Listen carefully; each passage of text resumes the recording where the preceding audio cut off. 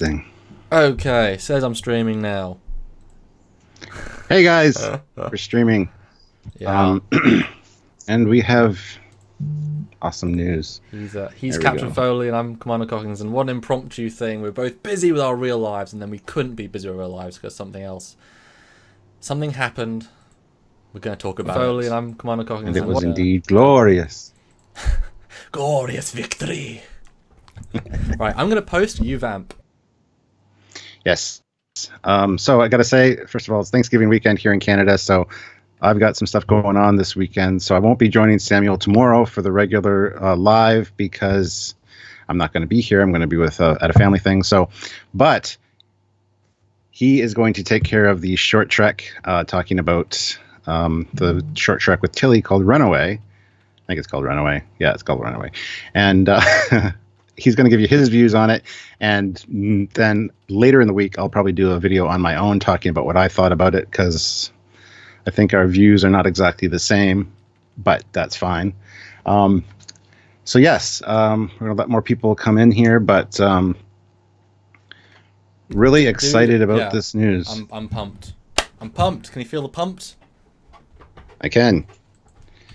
It's weird to go from like a gentle, okay, I've done an interview, having a good day, and this happens. It's like, oh no, gotta work, gotta think, but I'm eager to talk and think. And this kind of revitalized me today. So yeah, and we get to talk to all you fine folk about it as long as you tune in and watch. Because Klingons, Stuart, Klingons, one of the most sore topics potentially of Discovery. Klingons, yes. Yes. Baz T, £2 already. Hey guys, so excited. Happy Thanksgiving, Captain. Well, thank you very much. Happy Thanksgiving. We are thankful for our new Klingons. We are thankful for the new Klingons and for their D7. Those D7s. Praise Kalis. Praise Kalis. No. It used to be Praise Kalis, but it might now be Praise Kalis. Hopefully. Maybe they got dental work done. Who knows? They'll sound normal. Or just they put universal translators in their baldricks, and now it's always understandable. Yes. Maybe. Yeah. So people are asking, were the Klingons actually fixed? Well, yes. We got a new trailer out today. If you haven't seen it, it'll be available soon. We got some clips from it. Yep. Or some shots from it. Yeah, I went through and got pictures of the entire thing, and we're going to go through it. But yeah, as you guys can see, we'll tease it now. Look at that beautiful piece of green tech. And look at that beautiful more Klingon. And that's the little tease. But, yeah, oof. Well, we've got 137 people, so I think we can start talking about it. 171. Oh, I only have 137 showing here. Damn. Welcome, guys. Welcome, we're going to talk about... All right.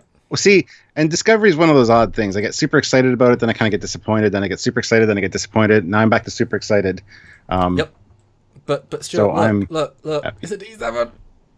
It's a D7. Well, my live thing is delayed, so so I have seen it. But 199 from Fleet Pause Swiftback. Keep up the good work. Love Trekyards. Well, thank you very much. We will. Thank you for joining us. We are excited over here. Fleet, you know what they did? Swiftback is I was wearing. I've been wearing this shirt all day today, and you know what they did at Discovery? What? Have you tried turning it off and on again? That'll fix it. So. Yep. I think they did. They turned it off and on again, and a D7. Although it's not. It looks a little bit different. The head's different, and the engine's different. I bet. Will that even be in the rest of the show, do you think, Stuart? Or is that just a lovely little red herring Easter egg to make us happy? Because that was such a plant. I don't know. But it shows I'm hoping canon that still. It shows it's back to being canon. They didn't retcon out. Yes. Liam Hodgetts, £5, a super chat for super chats or super chaps. Thank you very much for the super chat from us, super chat. Guys, look at it. But I feel like my signal okay? You're kind of breaking up a little on my end, but perfect on mine. Let me listen to the stream for a second. From us, super chat. We just got $99.99. Oh. Wow. Yeah, super chat from CJ O'Neill. You guys are amazing. Keep up the great work. Well, thank you, CJ O'Neill. 221 people viewing, at least on my end. 243 on mine. Wow. That's more than we've ever had for a live stream. Breaking news. No, we had 400 once. That was when Les Moonves got fired. Thanks, CJ. That made our week. You have no idea. So That's awesome. Right. So let's start at the beginning of the teaser then.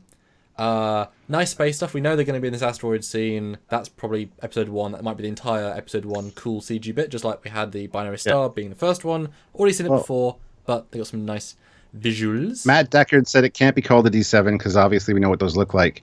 There's probably going to be some good explanation for that. We've come up with solutions ourselves as what could fix that. So maybe they'll learn and there's a fix D7 it refit. properly. They refit their old one to that. I don't know how they would do that, but yes. Well, okay. they refit the TOS Enterprise into the Discovery Enterprise. They're back, so why couldn't they refit the D7's Wraith Hive Wraith Cruiser into D7 Mark II? Yeah, I saw Klingon FIXED came running. Yes. Look, guys. Yeah, you can feel our excitement. I can definitely notice that this commander is super excited, and I was like, he was like going to come on here and do this live by himself, but I'm like, I can join you at least for a first little bit because and he's like, yes, boom. So it was exciting. I swore because I was excited. Shall I show everyone the last D7 we saw for Discovery, just to remind ourselves where we've come from in this long journey? Do you have to? I don't have enough bleach, but yes, go ahead. Bleach my eyes. It's on an old drive. So I'll tell you what. Give us a brief review of the whole trailer, your overall thoughts, then we'll jump back into it because there's so much to dissect and just to have fun with you guys with because this is cool. Yeah, well, I've only watched it twice. I watched like 4 times on repeat while I was doing something else, so it's kind of like, yeah. Still didn't all go in. Yeah, it talks about how you get a lot of scenes of Pike in the Discovery uniform, obviously on the Discovery bridge, talking about how we've got to find out. Discovery needs to find out what the source of these anomalies are. Yep. And you see number 1 in the mess hall, and she's giving him words of encouragement. So it's nice to see Rebecca Romaine as number 1. She looks great. /.-121 £1.99. Get your teats out. I seen you drunk. No, that's okay. We won't do that tonight. Anyway, anyway, then there's talk of Spock and an angel-like entity, and there's some different scrolling images of it on a computer screen, and he talks about, as a voiceover, saying that he's had a recurring dream his whole life. I more just wanted a general review of it before. Oh. Yeah. And I've got... It's awesome. And I've got and you can see, guys, this is the D7 from Season 2. This is the D7 from Season 1. Stuart, your thoughts on D7 of Season 1 briefly, before I reverse back and delete it from this timeline. Literally, because it's called Ending Timeline. So, Season 1, Canon, Season 1, Season 2. Canon, Season 1, Season 2. Any thoughts? Excuse me while I go vomit a little bit, because I do not like the first one we saw in Discovery. It's we actually did a mission briefing on this, but I don't think it's been released yet. It hasn't yet, ironically. Yeah, so it doesn't look like a Klingon ship. Looks like a ship of the week, and now we have an actual D7, hopefully, coming. /.-121 £1.99 again. Boobs, no boobs, no boobs. The red stuff is shattered dimensions, says Dystopian Guy. Well, yeah, I do need a puke pail. I hate that other D7, and they did promise us that things are going to get back on track to a TOS aesthetic by the end of whatever. We thought they meant the season. Hopefully it's the series at least. So yeah, there we go. Maybe they just meant by the end of their little mini franchise. And also, apparently, the Solosians are appearing in Season 2, says Alex Kurtzman in the panel, which was also just happening. Hence why this is super brand new. So, Solosians as well. Warning, Discovery Klingons are bad for the eyes. Yes, but in the new trailer, we see a Klingon, an elder Klingon by the looks of it, with gray hair and proper ridges, and then let me doing some fighting scenes. And then in the next scene, we see L'Rell, but L'Rell now has hair. I mean, just this older Klingon, he's got... See, it's interesting, because if you look at the L'Rell, she's got womanly flowing hair, less alien now, but suddenly... Yeah. Just more, and I'll digitally enhance these in a few minutes. And then you see this... Tim Theo put in $5 and said the white-haired Klingon is indistinguishable from the Wraith in Stargate Atlantis, though. Yes, but that's one dude. I mean, Yeah, and looks like he's got Darth Maul's lightsaber as well. Yeah, most Klingons are just indistinguishable from orcs from Lord of the Rings. Didn't stop them from being Klingons. Yes, this guy looks like, and also like a Sensei in a spoof movie. And that's fine. He's obviously a specialist Klingon that's old, but at least it proves that we've now got facial hair, not just hair, because that is part of the look. And eyebrows. So, and it was great to see this big open scene of all of them together, because instantly you've got multiple Klingons, and all of which have hair, which was really... And Shazad Latif. I missed that. Beard. Hold on. Whoa, I missed that. Where's that picture? Yeah, I'm lagging behind because I'm watching it live, so I apologize. So just before the electric bit, you can see this group of Klingons, and you see the Shazad Latif with the full beard, which is nice because he's adding more hair. Yeah. And you got the Klingon with the lightsaber or electric stick. You got a woman with hair. You've got a dude back here with a ponytail, it looks like. I think a goatee, and then you can't tell another guy, but it's everyone in the room has hair. So that's amazing. Super nice. Cuban writer, $5. Thank you very much. Do you think they will ever attempt to explain the aesthetic shift, or just change it and gloss over the differences? I think they will mention it. I really do. Has the augment virus been mentioned in Discovery? Not yet. I'm sure it will be. I'd like some smooth heads back, but no, I think they're going to say that. Oh, T'Kuvma's, it's a new age of Klingon prosperity. All the houses are working together.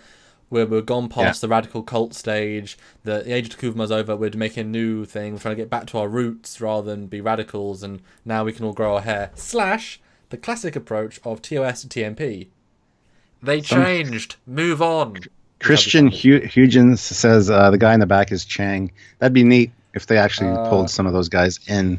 Ooh, I mean, he looks a bit ugly to be Chang. How did he get Maul's lightsaber? I don't know. Well, not like... But he's got different force or Kyber crystals because it's green. So Kyber crystal. Yeah, close enough. I'm just doing some brief sharpening. No, they mentioned at Comic-Con that the Klingons shave their heads in time of war. Well, then they'd always be bald. Okay, that's a nice way of saying it, but they weren't at war before when T'Kuvma met. Okay, they could have get a full house war, but that's a stretch beyond anything. But at least they've admitted they're shaving their heads rather than having no hair. So, again, hey, they made a mistake, they fixed it, give them credit for that. It was Brian Fuller's idea and they've moved on. Boy, does it help the feel of the show instantly. This is not actually working very well to improve these shots, I apologise. But yeah, so starts off in this asteroid field, huzzah, and then you see this 3 team that we know are going to find this place where we see other things. Pretty sure. Tim Theo, $5. Not just one dude. Look at your screen capture, then Google Wraith Queen. Dude with ponytail was also a Wraith. Just saying. Oh, okay. Well, there you go. Cool. We know what I mean, though. Like, if Wraith have white hair, sure, one guy might, but that's a bit of a... I mean, come on. You got to always have a Wraith connection. In Season 1, the D7 looked like a Wraith cruiser. So in Season 2, one dude looks like a Wraith. That's fine. So, Stuart, I think this is a Federation ship that's crashed on this planet, given the look. I think it's either... a tuna cell or a fauna cell, or like a cargo ship, because you can see a secondary hull with a rectangle and nacelles, and you can see the main hull, which looks like the tuna cell ship from Discovery. So it's a Federation ship which they are rescuing or whatevering. I wonder why. Don't know. Well, actually, you know what it reminds me of is the little construction ships from Armada. It's got that kind of look to it. That'd be nice. That'd be a nice reference, wouldn't it? We're bringing back 24th century construction ships into Discovery. Sure. And then we see again. Sorry, Stuart, for the lag. This is unfortunate, but Shinzo. Burnham is helping Saru out of somewhere, and I'm assuming most of these shots are from the first episode because you tend to use this initial boom story, and we know these episodes were severely over budget, so it makes sense. These episodes have the most to look at before they just simmer down a bit. Yeah, and there's also a scene later with Saru lying down in like a garden of some kind with Burnham, and she's like, "You're family. You're my family." So at least she's smartened up and doesn't treat him the way that we had issues with early on. So that's good. It's a retcon / growth of time, and I've got to say, seeing Giorgio as a badass is a huge improvement over the Giorgio captain, in my opinion, because we do see her in this a few times. Her outfit is tremendous. and she's got a Section 31 badge. It almost looks like she has a holographic cape. Oh, she does. As she pulls it down, it looks like a Klingon face that dissolves into her face. And I've got the screen cap there, so it goes from that to that. And what's fun is that obviously that came out. We all hoped. We didn't know. We hoped they would go back to Klingons. I mean, we're not going to give them, And so when she pulls down the cloak, it's visibly she's got hair, and so I'm like, ooh, it could be ooh, that's interesting. She's all trying to mimic the Klingons, and then later on you do see Klingons with hair, so that was a big surprise. But yeah, holographic disguise, that makes sense. You can have a hood; it's a limited disguise. I buy that, and what a cool stealth mechanism for somebody. And it makes sense. She's dealt with Klingons more than anyone else right now. As you said, Section 31. She seems like she's going to be maybe a major part of this season. I would think so. Yeah. Yeah. And it was good seeing Spock at the end there. He looks like the disheveled Spock that we see taking the I just lost it. The name of it was the colon R at the beginning of Star Trek: The Motion Picture. Kind of more shaggy hair and stuff. And I'm thinking that's going to be the transition from smiley Spock acting all weird in the cage to the more stern Spock we see in TOS. This is kind of what brought that upon. Finding his volcanicity. Volcanicity. I hope you get that. Do you know what that is? No. Oh, there's a drink in when you vulcanize rubber. No, it's a drink in the UK. Well, it used to be a drink when I was a kid, where it was a mountain spring water, but from a volcano. So I said volcanicity, and it became it was a stupid advert. So it became a little running joke. Spock with a beard, isn't that the Mirror Universe? Well, yes, but no. This Spock can wear a beard if he wants. Yeah, I have no problem with it. I mean, we know. Well, now, didn't alternate Spock in the Mirror Universe have the beard? No, he didn't. So a version. Yes, he did. Yeah, he had a goatee. No, I don't mean. I don't mean TOS. I mean another Vulcan that was an alternate in one of these shows. Saval. Yes, because it was more than just a goatee. Saval and Murder Darkly had it. Yeah. Was it a full? /.2121 £4.99. Does the commander mean to look like that guy from 9/11? Moobs, you dirty bar steward. Well, thank you for the super chat, but I don't know. Don't know what that means. From 9/11, I don't know what that means either. 90210. And we're gonna ignore the moobs. But you didn't. That's okay. Ambassador Saval Mirror, because I feel like he had more of a beard than a goatee. No, just a goatee. It was like Spock's from the Mirror Universe. Yeah. Bushy goatee. But I'm fine with having a beard. I mean, there's no reason why they can't have facial hair. Well, and Spock's brother also had a beard. Cybok had a beard. So. Yeah. And they did say, I know someone told me that it's explained, but it's just, he just isn't currently on duty.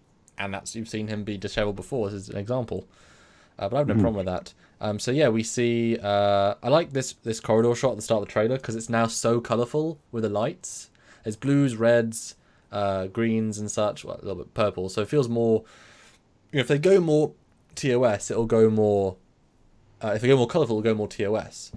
And it'd be nice if they start using other primary colours, or even, I mean, I don't think they are going to, but it'd be nice to shown random colours on the floor, little purples places. It would sort of add to the hyper colourful look. It was great. So you think that's the Enterprise corridor, or do you think not. that's I'm just the saying, Discovery corridor? Yeah, it's just Discovery. I just appreciated the amount of colour. I was like, is that a point? Are they trying to say we've moved on a bit in the era? And I appreciate the Pike speech saying, we're all in it together, and you see the entire crew. They obviously, the writers knew they didn't quite do the crew properly by not at all doing them.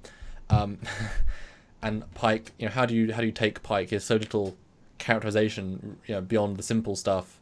Will make him a damn strong, damn team leader, and that's the vibe I get from him in this. That he is super team, super Starfleet. We're going from we're doing an antithetical hero. Lorca was not. It was a baddie playing a goodie. This guy's a goodie who's a goodie, and represents Federation. You can imagine if the backlash of season 1, the tone. This trailer was tonally so positive, and adventurous, and team, family, support. That's why I really love this trailer, because it was what you associate more with Star Trek.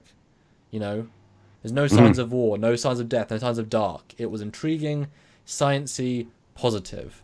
And that hopefully represents the tone of this new season, because you want Star Trek to be exploration, positive, people coming together, break down nationalities and borders and such. You want that, and I was really happy this trailer gave me a sense of cool.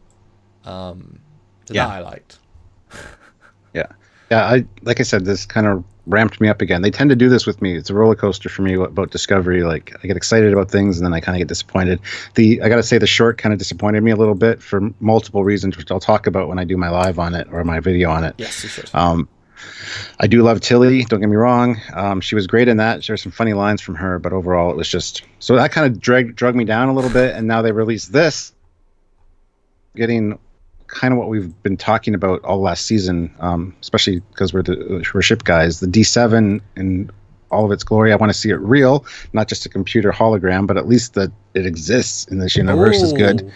Now. Okay, I'm back on this picture, and I'll let you... I'll put my theory out and you'll see it on the live. Now this, if you look at it, for me, this room, yes, this looks like Kronos. This looks like where L'Rell was right at the end with the different people. Because not only does it feel the same, but if you look on the sides I'm now showing to the audience, you can see people, they'd be Klingons I'm assuming, on these different balconies, which was what was happening at the end of Season 1 Discovery. So wouldn't it be nice if this is the scene where they say... Okay, we'll say D7s don't exist yet. We'll say, and that'll be a plot point of season 2. You know, L'Rell comes out first scene, says the KDF is now formed. Klingon Defense Force, we're unified. Now our first ship. We call it the D. No, we don't call that. We call it the. It means finally looks correct based on our pre-existing canon, but don't mention that. Well, Jack Tarbuck just put 5 pounds in, so thank you, Jack. Awesome to see an iconic Klingon ship. Really excited for season 2 of Disco. Thanks for the live stream, guys. Great job as always. And Z German put in €2 as well. All hail Emperor Giorgio. Yeah, she is back. Giorgio, great to see her back. Yes. She plays a better baddie than a Starfleet captain, though. I think she has menace. She sort of underacts, but she can put more in a voice by that. Yeah. And that. But what do you think of now you've seen the visual? Well, Matt Decker just said, what if she's showing them the Mirror Universe D7 in tech? Interesting idea. Interesting idea. Never really considered that, but at least it's been pulled into Discovery's show, and maybe they're like, oh, that design is far superior. Let's start cranking those out, boys. But I doubt she would have brought with her in her accidental, didn't mean to swap universes trip, a datapad that happened to have Klingon specifications. That's a hell of a leap, and she couldn't just build that from knowledge. So great idea. Don't think it'll work. And I'd rather not have, TOS develop the Mirror Universe tech 100 years, and then Mirror Universe develop the Klingon tech 100 years, or 5 years. But what do you think about this being Klingon High Council saying, this is our new ship, and then, this is what we're going to go forward. This is unifying. This is a design that incorporates multiple pieces of sarcophagus ship, because if you look at it, you can pull different pieces of different designs. I mean, even if the front headpiece kind of looks like the sector class, the D7 we thought was, if you just reverse it, you've now got that rough shape, the pyramid, the triangle. So you can say this is like an incorporation of all the other shapes. And so wouldn't that be cool? It's like, this is what's going to come in the next 9 months of Klingon warship, and then by the end of season 2, you've now got Klingon fleet a la Klingons. Obviously, it's still a bit weird that we didn't, D4s existed, D5s existed. Yeah. But, Oh, yeah. In Enterprise, yeah. That'd be cool if there was some kind of High Council scene, and that was brought up, and the formation of the Klingon Defense Force and this unified Klingon, bring the houses together. Yeah. Now I'm zooming into the picture here because it is different. Obviously, I'm just so focused on this, but I really am. The neck is thicker. Do you actually have a picture of this, Stuart? Shall I send you one on Facebook so you can look at it in real time? Sure, please. Anti-Trekkers here. Hey guys. Hey Anti-Trekker. Trekyards, maybe not a Klingon, but a Romulan D7. Well, the Romulans didn't get the D7 design until 2267, which is a year after TOS started, and so no. And it would be a V11 Stormhawk in that case. And they wouldn't probably do it on the Klingon homeworld if that's Klingon homeworld. My bet is that it is based on all the visuals. Sorry, Stuart. And what do you think of the rumors that the angel with the wings is very reminiscent of like the Romulan symbol, and it's some kind of Romulan connection? Because that's been speculated as well. Wow. Okay. They said they weren't going to bring the Romulans into it, and I don't know if. Well, which is weird because Brian Fuller said the Romulans had a part of season 1, but obviously his plot got undone. So I don't think it would be. I think that I'd rather them invent new cool things that made sense.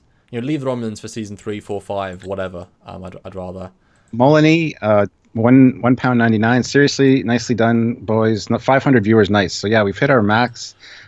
This is a new record for a live for us, 500 viewers. So thank you all for tuning in. And just hope you're excited as we are. I know some people are still going to be. I'm not paying for this.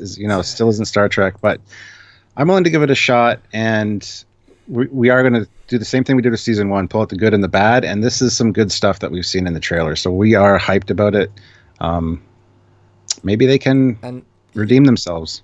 We gotta, if we don't continue to watch when they make improvements, they heard our voice. They fixed the Klingons at least visually, Or trying to, yeah. At least trying to. But Stuart, just let us know what are super chats, because we've had a few amazing ones so far, but 500 people who don't know what super chats are and what you can do to live streams to support, let us know while I quickly skim through pictures.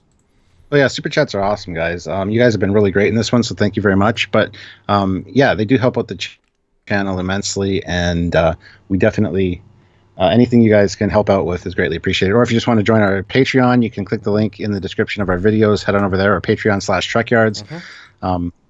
Help out some YouTubers. That'd be awesome. I'm going to start actually contributing to Lore Reloaded and Anti-Trekker and stuff on Patreon every month. Just a couple bucks each, because we need to support each other. So yeah. /.-121 anti-trekking touching my no spot. Well, I think you might be drunk, but thank you for the super chats. Robert Moore, $20. Thank you very much. No comment though, but thank you, very greatly appreciated. Because with super chats, there's only 500 people watching. I'm sure at least 100 people commenting. So super chats, let us 546 now. Bring them. If you super chat, then we can we'll say whatever you say. So let us know what you think of the Klingons and this review. Well, we did miss one because /. This is why I think he's drunk. Because he sent £1.99. He said Hitler did nothing wrong. I'm going to have to argue with that, but he did write it. So, Firefighter 09100 $2. Section 31 will be looking into this. Yeah. What? Yeah. Us? I don't know. No, we're positive right now, and again, we've said for 2 years now, we support the good and the we look at the good and the bad. Credit good, the bad, and the ugly, and non-credit. Some say is Discovery. But I mean, I think I'll jump back to Laurel for a second, and again, it's kind of hard to see her hair, but the fact is that Klingons, their difference in makeup was literally just because Brian Fuller wanted no hair. Like, the reason they have no hair is because Brian Fuller said no hair. That's the entire reason, and that's the entire reason they all had no hair. If he hadn't made the decision, they would have had hair. So him leaving allowed them to say, okay, now we can bring it back a few steps, and he's also the reason that there's no cylindrical nacelles until the Enterprise in the last episode, and maybe Discovery, because Discovery takes some damage in this one, and it looks like there's an asteroid that slices through its rotating hull, so maybe it gets a refit of some kind. Oh, that's nice. That would be a good the Batman. The Batman just sent £2, so thank you. Everything in Star Trek Discovery is horrible. Well, there you go. You made us say it. In season 1, not everything was horrible. No? I mean, people have that mindset and that opinion, and that's fine. But yeah, I don't know. We like to look at all aspects of it. So don't watch the trailer; you'll go blind," says CJ Horst. I went happy. I did too. I went positive. It's so weird. It's so weird not to be blue. Colonel Mustang, $1.99. Thank you. Section 31. What are you talking about? Just kidding. It's like the Men in Black. Get the. Did you see my picture on Facebook of that with the Men in Black gear and the? Amazing. I'm probably doing that for Halloween, and I'm going to dress up the pug as Frank the pug. Put him in a little suit or a little I Love New York sweater. But anyway. Tilly is always cute. That's exactly right. She was amazing in the Runaway short. The short itself, But yeah, you'll hear my opinions on that this week sometime. So I know we talked about it before, but the Discovery warping effect, they pulled it back a step. Mecha Random 42 sent me here. Thank you, Jimmy Olsen Blues. Gabriel Ferris puts in $5. Hey, Commander, did you realize some of the hallways look TNG shaped? Yes, we've made that. Well, they made look that comparison cage-shaped early on. even. Yeah. I mean, yeah. Just joined. How are they fixed? Okay, so the new trailer, guys. If you haven't watched it, go yes. check it out. Let's go back They a step. have hair, real ridges. Even Laurel has hair now, and there's also an actual D7 hologram. Look at that. Text Trek, $2. A red angel might be an Iconian. That's also been speculated as well. Yes, and that'd be interesting. Yep. It's a piece of lore that's been very much not dealt with. And yeah, the D7 there, what a treat. It's one of those things that you watch the trailer and most of the first bit is all stuff we've seen before. Mm-hmm. And they made a very distinct decision not to include Klingons in the first trailer. I said to you specifically, because we're going to get a Klingon presence in the second trailer. I thought more than this, but this was a reveal. I got to interrupt you for a second. The Batman Mecha Random 42 sent me here. Philip Demick, Mecha Random 42, dragged me here. So thank you, Mecha Random 42. I was watching her live stream earlier today, and thank you for. I don't know if you're still live. She was bummed because she saw me sign on, and she thought we were going live the same time she hit her live button. She's like, "No, I don't want to do a live over top of Trekyards," and I'm like, "No, I'm just here watching." And she's like, "Oh, thank you." Yes, we're at 597 viewers right now, almost 600 guys. So that's awesome. Yeah, this is fun. Which has happened more often with brand new. This is brand new, and people are seeing this. Mazarus put in $10. Oh, love the news. Do you think it could be reasoned now that the bald heads were the result of the era and or Takuva's cult, and just those 24 specific houses might be hairless? Yes, well, they just said in the panel, apparently, that the reason Klingons shave their head is because they shave their heads when they're at war. In which case, we've never seen that before. Again, they've been at war a few times, but that could be something that changes, and it could be part of Takuva's ancient sect, but then again, the other 24 houses seem to be represented that way as well. It might have been we saw 100 years of civil war. They might have created new customs and abandoned them specifically because they were part of a dark time. All Klingons were bald for 80 years because everyone was always at war, and then we're like, nah. Symbolically, we're going to put our hair back. Such a stupid reason. Although, I'm back on the rail for a second. Okay, Neff. Just 1 second. Neff put in €5. They won't redeem themselves, sucking up to Ken, and they ignored in season 1. The abysmal writing was the worst part, and we'll decide the quality of season 2. Absolutely, I agree. 100%. But Robert Moore put in $10. Thank you for always being for true Star Trek. You guys mean the world. New 2 super chats will be joining your Patreon very soon. Trekyards for life. Thank you very much. Robert, greatly appreciated, guys. Any help you guys can offer is amazing. So thank you very much. Robert, we love you. We haven't hit 600 yet, though. We haven't 600. We need to hit 600. Share this, guys. Share this video and try to get more people. Pixel Quadrat, €2. Could the real Klingon ND7 be from the parallel universe? Could be, but or it could be from the Prime universe, and we find out that this actually is in the Prime universe. Nigel Savage, £5. Shout out to the Bedfordian, Oak Road off of London Road, Oak Primary School. You asked, winky face. There you go. And you've come back a few live or second live later. Let me Google that. How close is that to where I am? He's looking in your window right now, Samuel. King Oak, other side of Bedford from me. I'm near the main park. Nice. I've been right near there before, but I mean it's not a very big town, so that's not that impressive. If they admit disco isn't Prime, says Thomas M. Yeah, but is that Maroney? Is that Thomas Maroney? No, I doubt it. The thing is, they're allowed to fix it. I mean, look at season 1 of TNG. It wasn't great, and they sort of... I mean, look at who Picard was. They retconned him into more interesting. Tasha wasn't working, they thought, so they got rid of it. They whatever. I mean, there's... You look at, obviously, The Cage. They had a pilot, it didn't quite work. They had a very specific vision from Brian Fuller, which had Trekyards are reposting in various Trekyards groups. Samuel posted them, I think. Yeah, Joe. The main two. Sorry. Should I post any other ones? Probably shouldn't I? Might as well. Ian Coleman put in $2 Canadian, so the cold hard cash. It's cold because it's Canadian. Get it? Haha. $2. How will they explain the new hair? I'm sure they will, and like they said in the panel, it's because Klingons shave their heads when they're at war, so that's apparently their reason. The toy makers demanded the Klingons have brushable hair at Trekyards. That's what Matt Deckard says. Yes, they needed the new Klingon Barbies to sell because CBS loves their money. So yes, that's why they added hair to the Klingons, so you could brush the Barbie hair. It's hilarious because Star Trek Online are just adding Klingons that are Discovery Klingons. So now they have to go back in and re-add hair to all of their character models, which is great. Damien Howe, £4.99. Very excited about the new trailer. Looks good, but still upset couldn't watch the shorts in the UK. Keep up the good work, guys.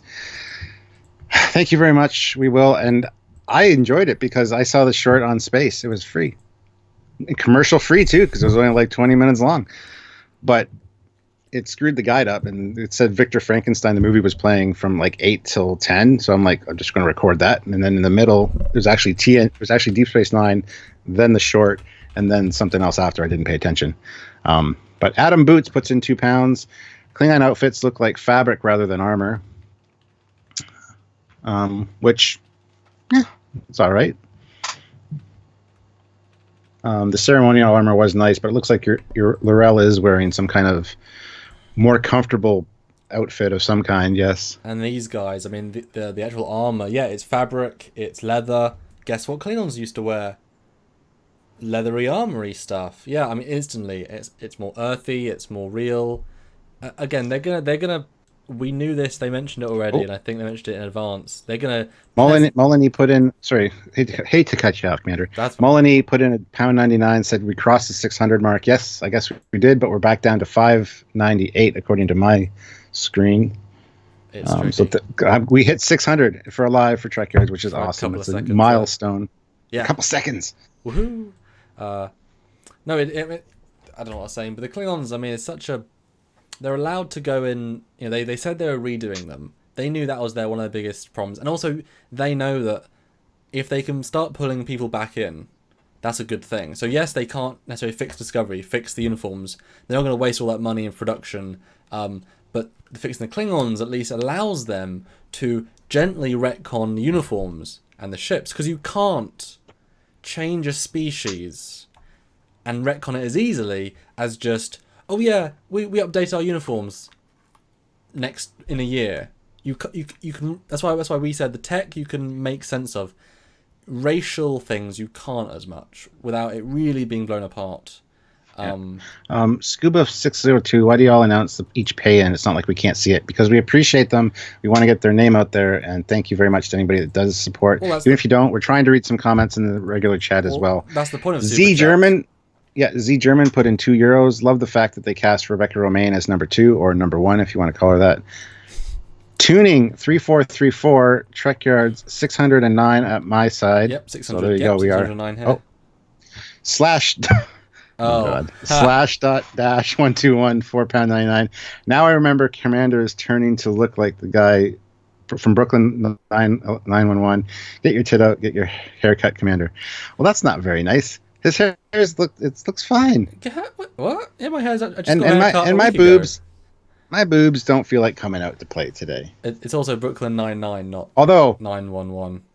Anti-Trekker will appreciate this. We've got over 600 people. I'm probably going on Anti-Trekker Live tonight again. Oh, jeez. But I won't be drinking.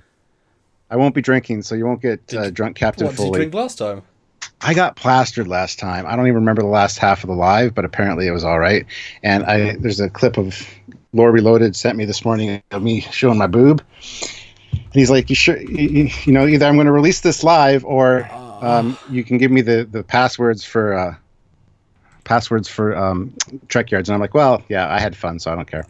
Ian Coleman put in You're amazing. Ian Coleman put in $5 Canadian. Do you think we'll ever get to see a smooth-headed Klingons? I think we will. I think they have to address that as part of the augment virus. They have to announce that. Bryant Fuller, $2. I just wish they just put it on TV, not on an app.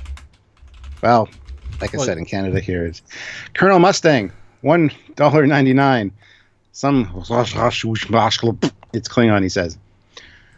Brian O'Neill Singleton, $5. Could the upgrade in Klingon tech also be the response to a growing Tholian threat we haven't been privy to? That would be cool, because in Starfleet battles, the Klingons and the Tholians are actually quite actively rivals. So /121 said Drunk Captain Foley was the best. Well, thank you. I have to watch that now. You didn't even tell me. No, you don't, because I can tell Anti-Trekker to take it down. He offered to take it.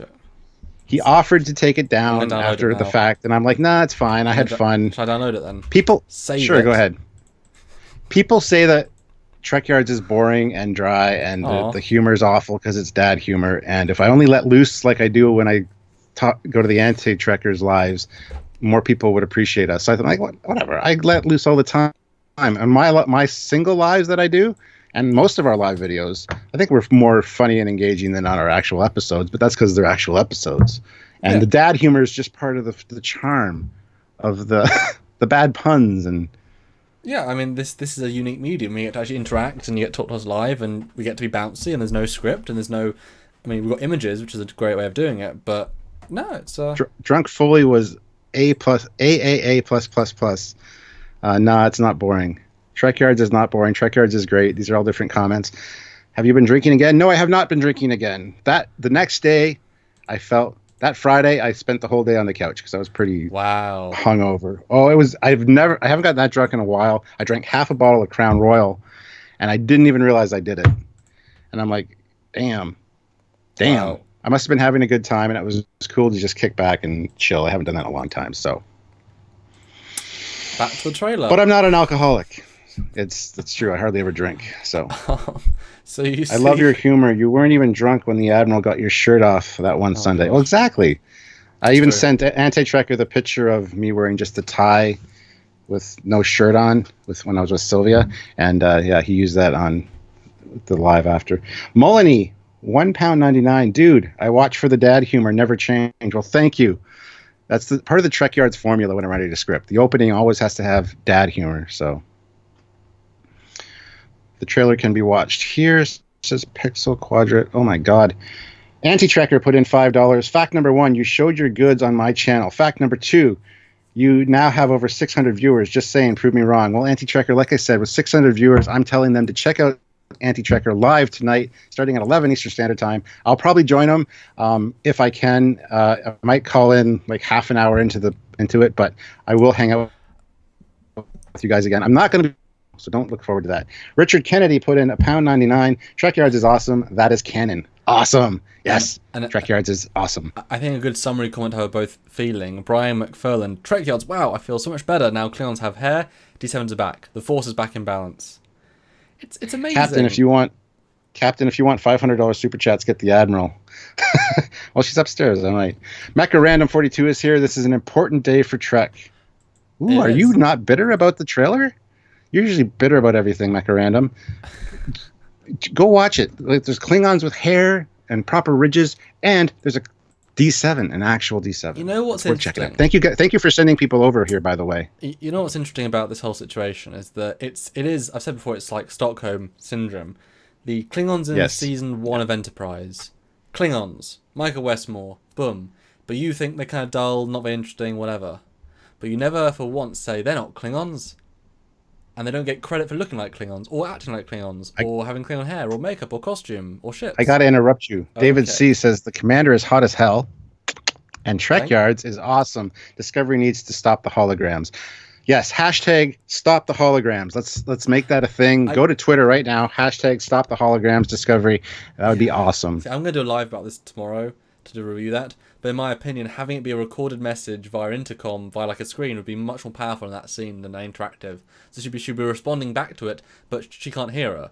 And it's just And I want to point out too, Mecha Random is putting her review of this trailer up in 5 minutes. Check out Mecha Random 42 as well. We love helping out other YouTubers, so if you guys can go watch them and subscribe if you haven't already, go do so. We appreciate all they do. So yes. I'm excited. I'm like pumped up. I mean, I know we're both excited after season 1 trailer of Discovery. I'm definitely more excited now. This is.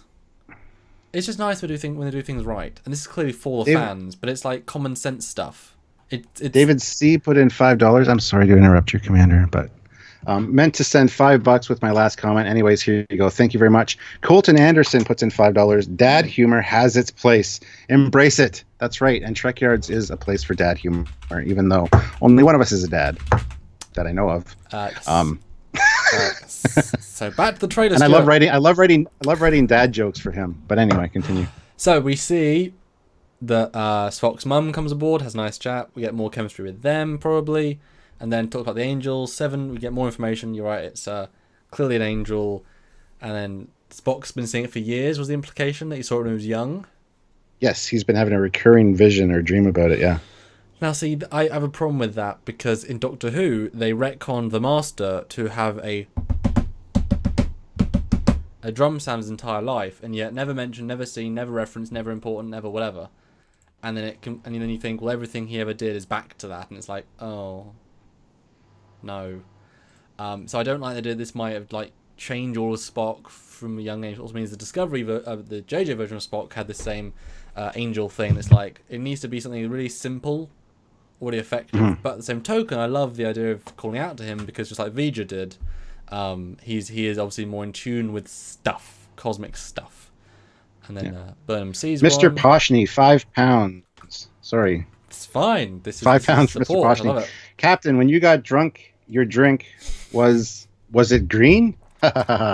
Love you guys. Keep up the great work and community. No, it wasn't green. It was gold, because it was Crown Royal, and it was the Trekyards Captain Foley signature edition one, Commander. You know, the one I've shown many times. Half a bottle of that. I can't believe that. Oh my god. I should have like liver failure. But anyway. Yes. But the angels, what do you think? What do you think? What do I think of what they are? Yeah, because we get a bit It more. looks like a bloodshot eye in that picture. I don't know. I like the idea of the Iconians. I've heard the tenuous Romulan connection, which I don't appreciate.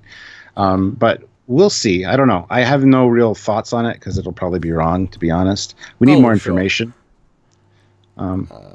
Joe Torres, one of our admins, says, Samuel, can you increase your mic volume a bit? Not exactly as loud as Stuart's. That's because I'm loud and obnoxious today, because I'm excited. Let's see. Where am I?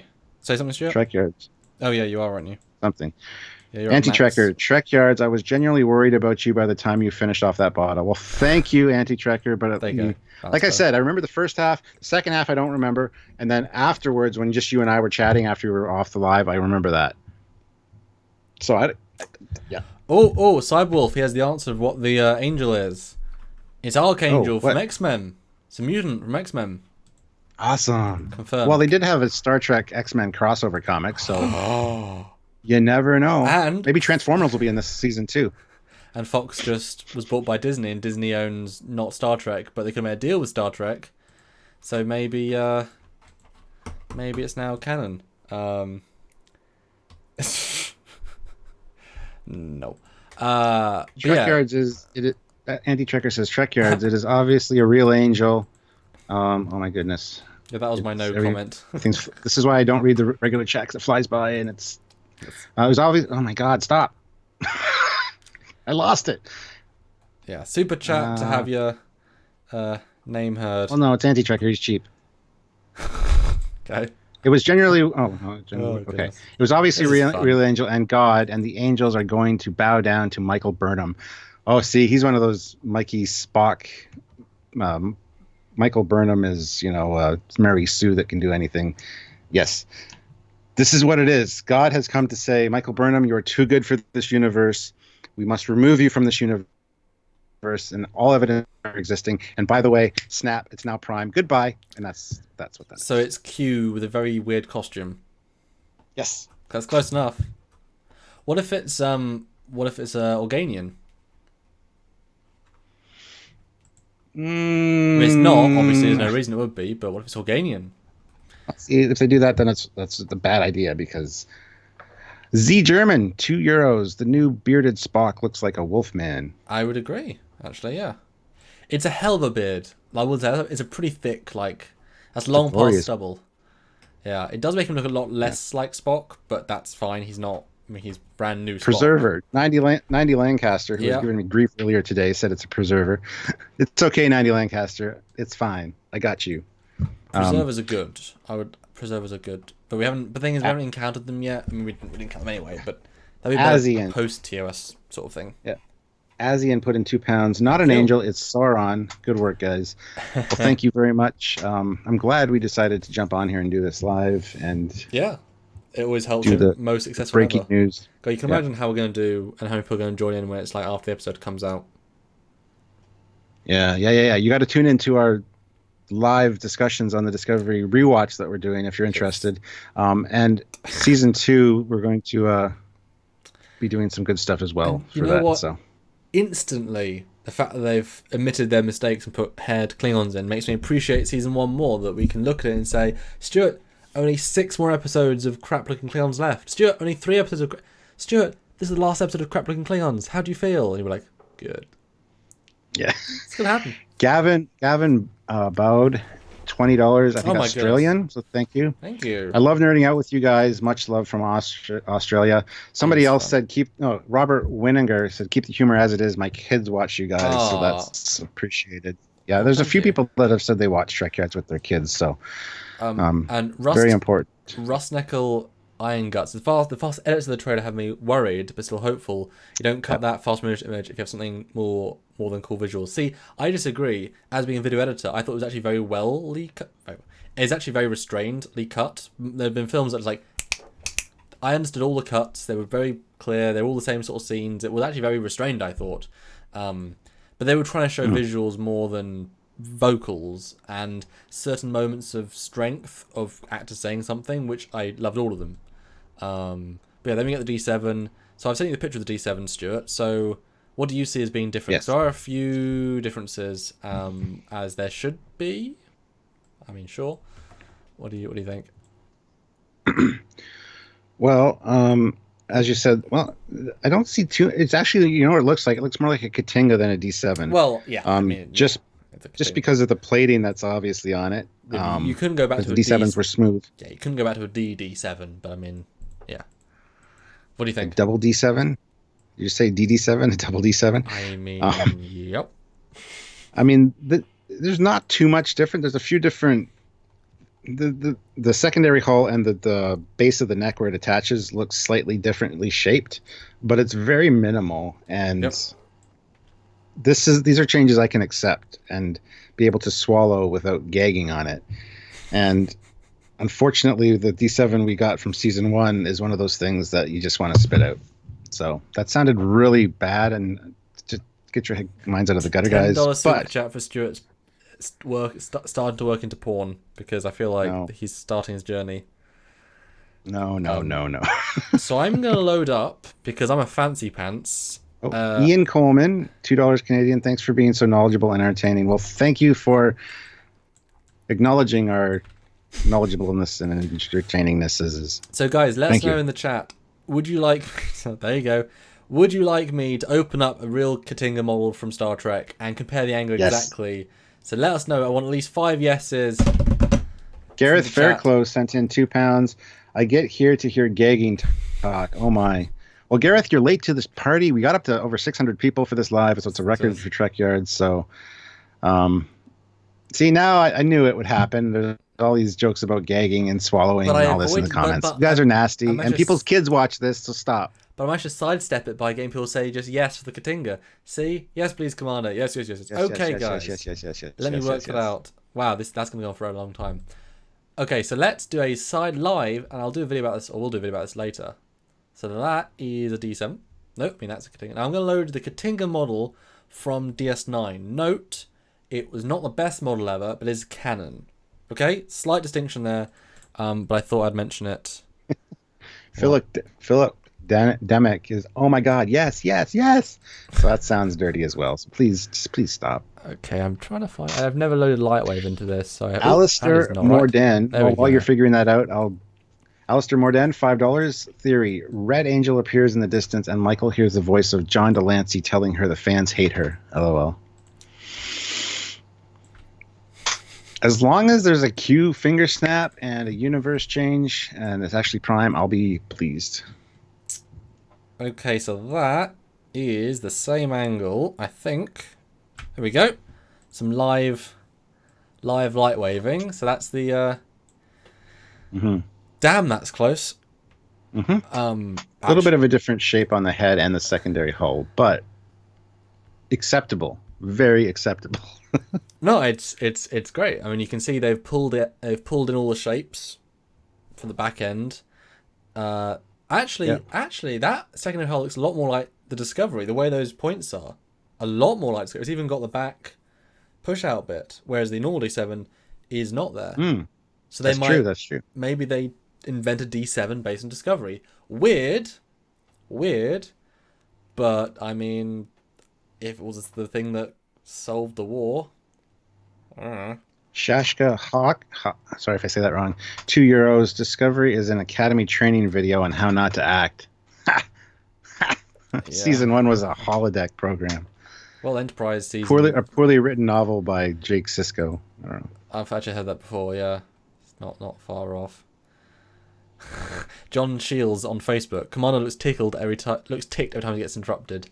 I'm fine. It's interrupted by support. It's absolutely fine. He tends to prattle on sometimes, and when I need to jump in and address a super chat, I don't mind interrupting him occasionally. Ian Warrender, £5. Do not care. This is Trekyards Live, loving it. Yeah, we did Trekyards Live a long time ago, and it was not this. It was actually, not live. Right? But yeah, the head is more pointed, just a tad. The bridge part is definitely different, although actually, look at that. You can see it literally is the same circle bit on the top on both. It's a parallel. That's actually quite impressive considering. And the line's still there. I got to jump in. Alistair Morden. Sorry. Hold your thought. $5. I really don't mind the holograms much since from what I understand, Star Trek has always been a view of the future from the times the shows were made. It's not that. No, if you're revisiting the era, this is the future of the 1960s, so it has to be reminiscent of that, in my opinion. Yeah, we know what the 2240s look like. It looks like this. We know what the 2150s look like, so you got to represent the time period, not reinvent it because you want to. It's not the same. Mullany puts in £1.99. Oh, Gotta go, lads. Keep it up. Live long and prosper. We'll see you later, Mullany. Thank you very much for joining us. Do you think it's the very first comparison of this ship with this ship that anyone's done in the world so far? Pretty sure it is. Yeah. It would be, absolutely. It's a world exclusive here on Trekyards today.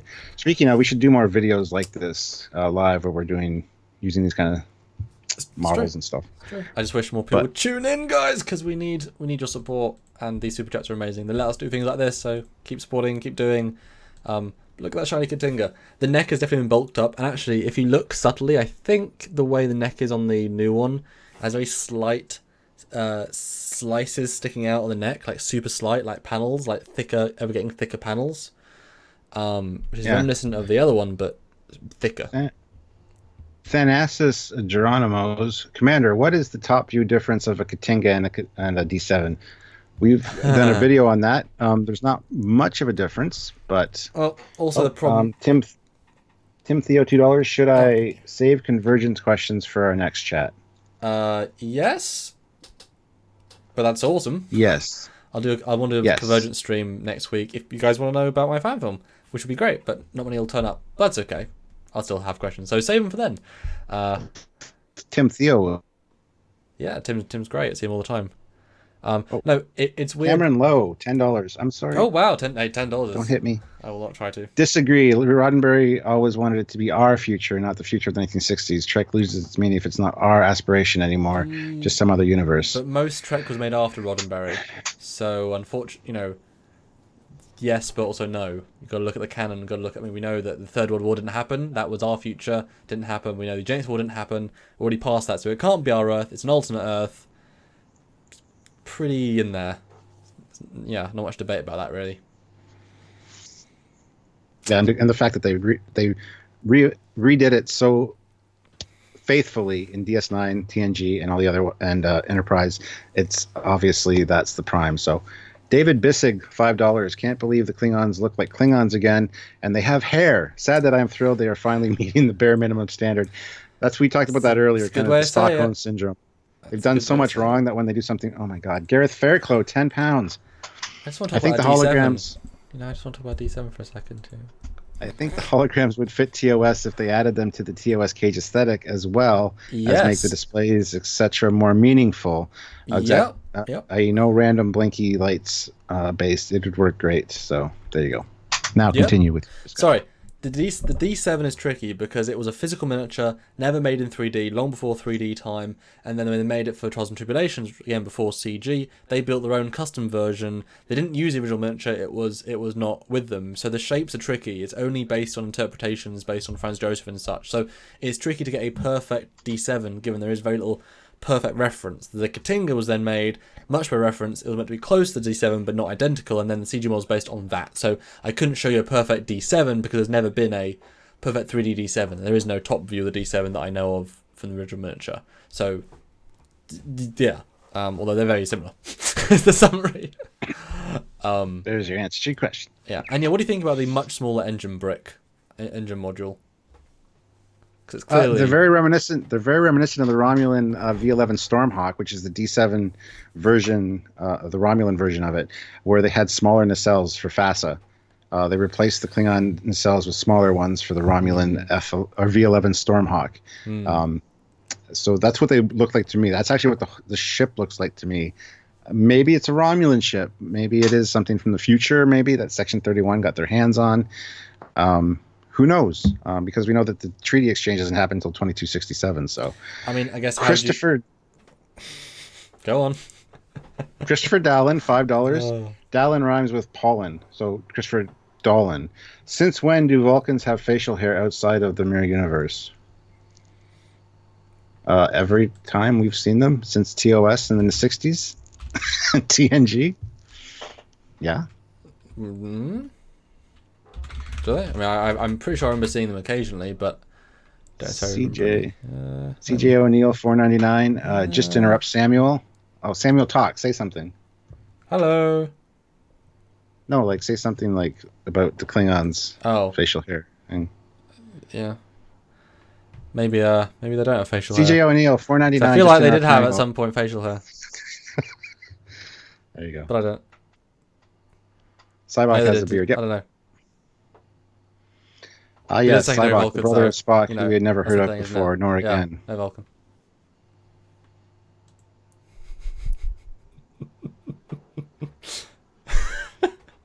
This is chicken now, isn't it? If you look at the top, though, of the D7, you can actually see there is actually a full engine brick, I think. It's just lighter green. Because you can see the shape coming down. It's just the thicker bit. Like, there's depth for the top bit. So I think actually it does have a full engine brick, just slightly streamlined, but actually very, very, very similar. And the engine's definitely bigger. I think it actually looks kind of faster, this D7. I'm going to be honest. I'd shrink the neck by 10%, or maybe 25%, but apart from that... Although, wouldn't it be sad, though, if the paint scheme is like... Oh, actually, no, question for you, Stuart. If the paint scheme was green, how would you feel? Like different shades of green? Linking to the future. As long as it was done right, because you know what? The original one had a bluish green tint to it. Actually, hold on. I'll go... Stay here. I can talk about a D7 for a bit. Because he's leaving. For like literally a minute, because I'll be right back. I got to show you guys something. And literally I'd finished about... Hello, Smedley Dwight. Looks a bit smaller. Honestly, guys, this looks like the most Tuvok teacher to beard. Hey! Yes, he did. He did. It was like a monk, so it might not be standard. I'm back. Can I interrupt? Oh, yes, I can. David Basic, $5. Also, Star Trek Online released a story updated explaining the reason for the square warp nacelles the other day. Retcons for days. Jesus. They did. Right, so, and I talked to Thomas Maroney about it that day. Round 2 released this model of the D7, which is gray on top, and it has a light blue neck, and the bottom is all light blue, greenish color. This is the proper coloring for D7, not all gray. Even the nacelles, you can definitely see the change in color. This was just a snap together one. It was already pre-painted and everything, so I just snapped her together. Those are the correct colors for a D7 right there. Not gray, but gray on this part here on the top is gray, and this part. The rest is all like this aqua teal color. So, we're small Romulan, honestly. I'm looking on my Skype window, and I didn't really get a good, because you got such a small window. Yeah, let me make you big for a second. Where are you in this chat? There we go. Show everyone. All right, so here we go. So gray on the top here, gray on the top here, but the rest is like a blue or a teal. Yes. Kind of a light blue, 1960s blue, bathroom blue, gross blue, but like a tinge of green, so like a seafoam green. Hmm. But yeah, that's the correct coloring for a D7 right there. So if it did have green aspects to it, I wouldn't be totally offended or upset. Um, and Well, as long as the shape is right, honestly, I don't really care much about paint jobs, even though that's what we'll complain about if they do well, get it no, wrong. no. We'll note the paint job.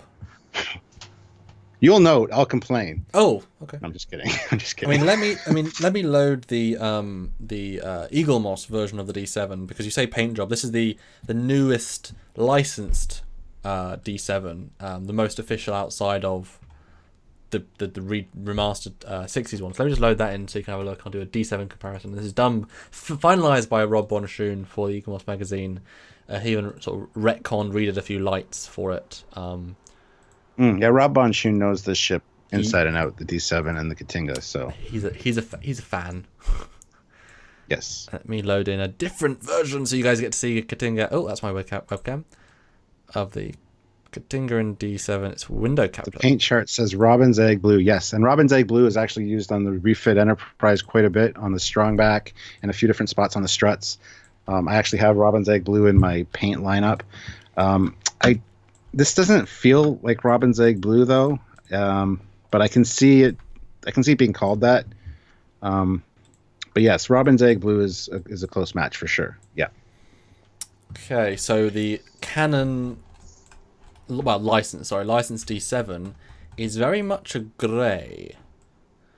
And obviously simpler shapes. So that's not quite perfectly framed. Oh, that's actually worked quite well. Let me try and match the angle again for this. This is the Eagle Moss. Trekyards, is it possible the D7 we're looking at in the trailer is upside down? The curve shape on the front, boom. Section feels more like. I don't think so. No. No, and that would Gareth Fair. seem random as well. Yeah, Gareth Fairclough, 5 pounds. How Thank would you. folks react if the D7 paint job were Mr. Blobby, pinky, and yellow? I mean, I would love the Mr. Bobby reference. Honestly, yeah. I would just be happy that it's the right shapes. And in space, no one can see your pink and yellow. Maybe. That sounded dirty. Oh, well, no, only to people like you. Damn. What? What? 90 Lancaster, no, it's the right way up due to the engineering module. Yes. Yeah, it is. Yes. Yeah. It's a good thought. Yeah, and all the structures on the top, I think. Yeah. Which is impressive that it's such a close match. Now, it's funny, I feel like we've gone on about the ship a lot, but it's like we are the ship guys. I mean, this is literally what we do. And this is a cool graphic that I can do side by side. I mean, what do you think of how it looks when it's like the Eagle Moss version with their color scheme? If it isn't duck egg blue, isn't teal blue, isn't any of those things. What do you think? It looks good. Actually, that's ironic because I have the D7 from Eagle Moss right here as well. In case you can't tell, I like my D7s. So, oh, shit. Did you just kill your D7?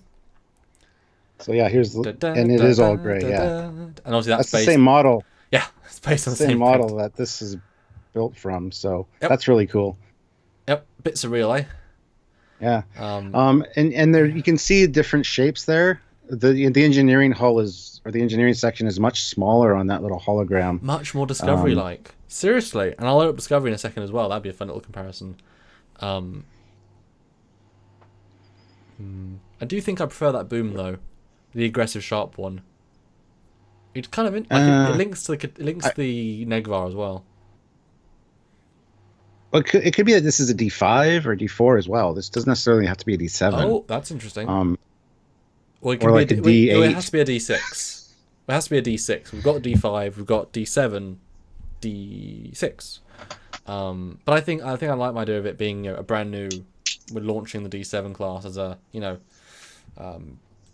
who knows why, who knows what, apart from just fighting. But it was interesting in the trailer we saw, like I mentioned a while ago now. They have Tyler Vok, or just Ash Tyler, who's in the sequence with Laurel. Now they have obviously gone together to find attack. I'll fix the screen in a second. The white-haired Klingon Did you? Brian McFarland just brought up an interesting point. Trekyards, do you think the D7 is comparable in size to the Disco Enterprise, or bigger or smaller? I hope it's the right size. It's a Prime, and I hope there's an explanation for the Enterprise. It'll be comparatively on scale, which means it'll be bigger by a good 30-40%, which will be a shame, but we take what victories we can get. David Bessig, I like this super chat. $2. Finally know how it feels to be excited for new Trek. Yes. Yeah. Yeah. Awesome source. I know in the past I used to criticize you guys, but after I dive into the rabbit hole of Discovery hater channels, I see the light. You guys are awesome. Yeah, we're not that? Awesome source. Yeah, we're not Discovery haters. Or shills. No, we get called both, which are the opposite. I feel like that's not possible, but we get called anyway. No, we just call out the good, call out the bad. And this was a good trailer, and we're really focusing on the D7. But this picture, Stuart, though, we can see Shazad Latif and L'Rell. L'Rell clearly got hair.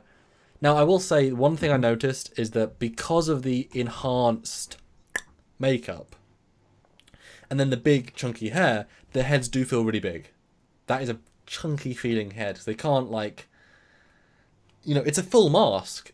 If they went down to a face piece, that would diminish the original makeup, and that would be a complete... they've got her masks. Is that L'Rell, or is that Giorgio with the disguise? It almost looks like the same kind of cloak. Different outfit. I like your thought there, but it's a different outfit. Yeah. I'm just wondering. I'm just trying to. Yeah. Like I said, I've only watched the trailer twice, and took screen grabs the second time, so I was pausing it and rewinding it, and so. No, it's interesting because I think we get the impression, which is part of why the Klingons aren't in the first trailer, is that they are going to have a separate storyline for a while, which is what they sort of promised in season 1 to have focus on both sides. Didn't quite work out, but again, massive rewrites. So we actually might actually get them doing their own storyline, bring the Empire together. Maybe they're trying to find this older Klingon who is old enough to be in the old times. He knows the secrets of peace. He knows whatever, and then they find him, and he knows a secret of a new ship design or blah, blah, blah, whatever. And he helps unify them because Shazad or Tyler and L'Rell obviously want to unify and be in control. But it makes sense they would go and do kick-ass things together. And I like having them to explore Klingon culture and do their own thing. And now they have hair. We see the culture. We see all different types of Klingons. We see, he's the first smoothhead Klingon, and with a beard. And Mark Little asks, is the first episode a two-parter? Well, we don't know, but we're assuming that it's probably at least a 5 or 6 story arc for the first one with Spock. Maybe just a few episodes, maybe a whole season. I don't know what's going on with that, but I'm expecting it to be a few episodes at the very least. So, we don't know. I mean, I'm assuming they're going to stay with a long-form arc as well. But I'm assuming it'll be unique Klingon and Federation storylines are going to converge at the end. But it'd be kind of nice to complete isolation, especially as Tyler's got a lot of stuff to work out. Would be fun. I doubt they're going to have a lot of contact with the Klingons. Hopefully not with real-time holograms from across the quadrant. Wow, we don't know. I just want to mention the magic mushroom drive. There is a lot of that sort of stuff in this trailer as well. Boy, there's a lot of stuff to talk about. You can see they're going after this this old Klingon chap. But yeah, Giorgio, great uniform. Presumably on a Klingon planet, or on the planet that they find the stuff on in the early part of the trailer. Do you think she is maybe why the ship crashed? Do you think they were coming after to save her? Do you think there's a... Yeah, it implies it's quite soon, although he's in Discovery uniform, so it's after the first mission, which is interesting. But, I don't know, what do you think? What's your gut reaction? Is he in... Or does he swap out of uniform to do the off-world mission? I don't know. I don't know. I'm thinking maybe... I don't know. Or do they pick her up? It's too early to tell. But I mean, it's always fun to do these, guessing and then come back after. And do you think they're going to pick her up in the first episode, or it's more just a reveal for later on? I think she's going to be mentioned in the first episode, possibly show up in the second one. Okay, I can buy that. That's kind of where I feel it's going to be. Yeah, I bet they're going to integrate her quite heavily. Because they want momentum off the first season, because she was better as villain. And they paid that off, and if they use it straight away, they can, I mean, she's in our universe. That's a pretty big thing to be. So after this lightsaber battle, yeah, what's going on there? The Force Lance, double-bladed green stabby blade of doom. I mean, what is that about? I don't know. Somebody mentioned pain sticks earlier in the conversation. Maybe it's some kind of pain stick ritual. That's actually really interesting. That's very interesting, actually. That'd be fun. I just want to address one comment. Dystopian guy. Are there different kinds of looks because of different stages of genetic engineering due to augment virus? We have said that lots and lots before. So, easy way to solve it, for sure. Actually, as a pain stick, that's actually a really cool idea. Because we're assuming this is a fight. But what if that's a Dahar master?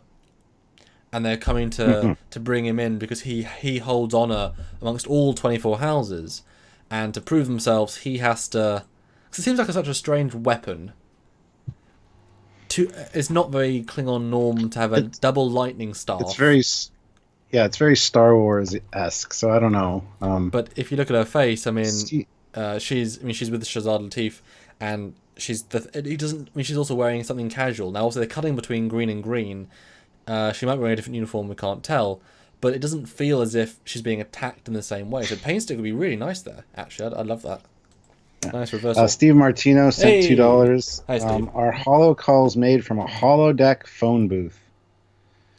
Probably. I'll say yes. Yes. Bring back the phone booth. Yes. I can't believe I do hashtags. You're amazing. Okay, now we see number one. The first reveal of her in. Actually says something, but I don't remember what, because we're now like an hour after I watched the trailer.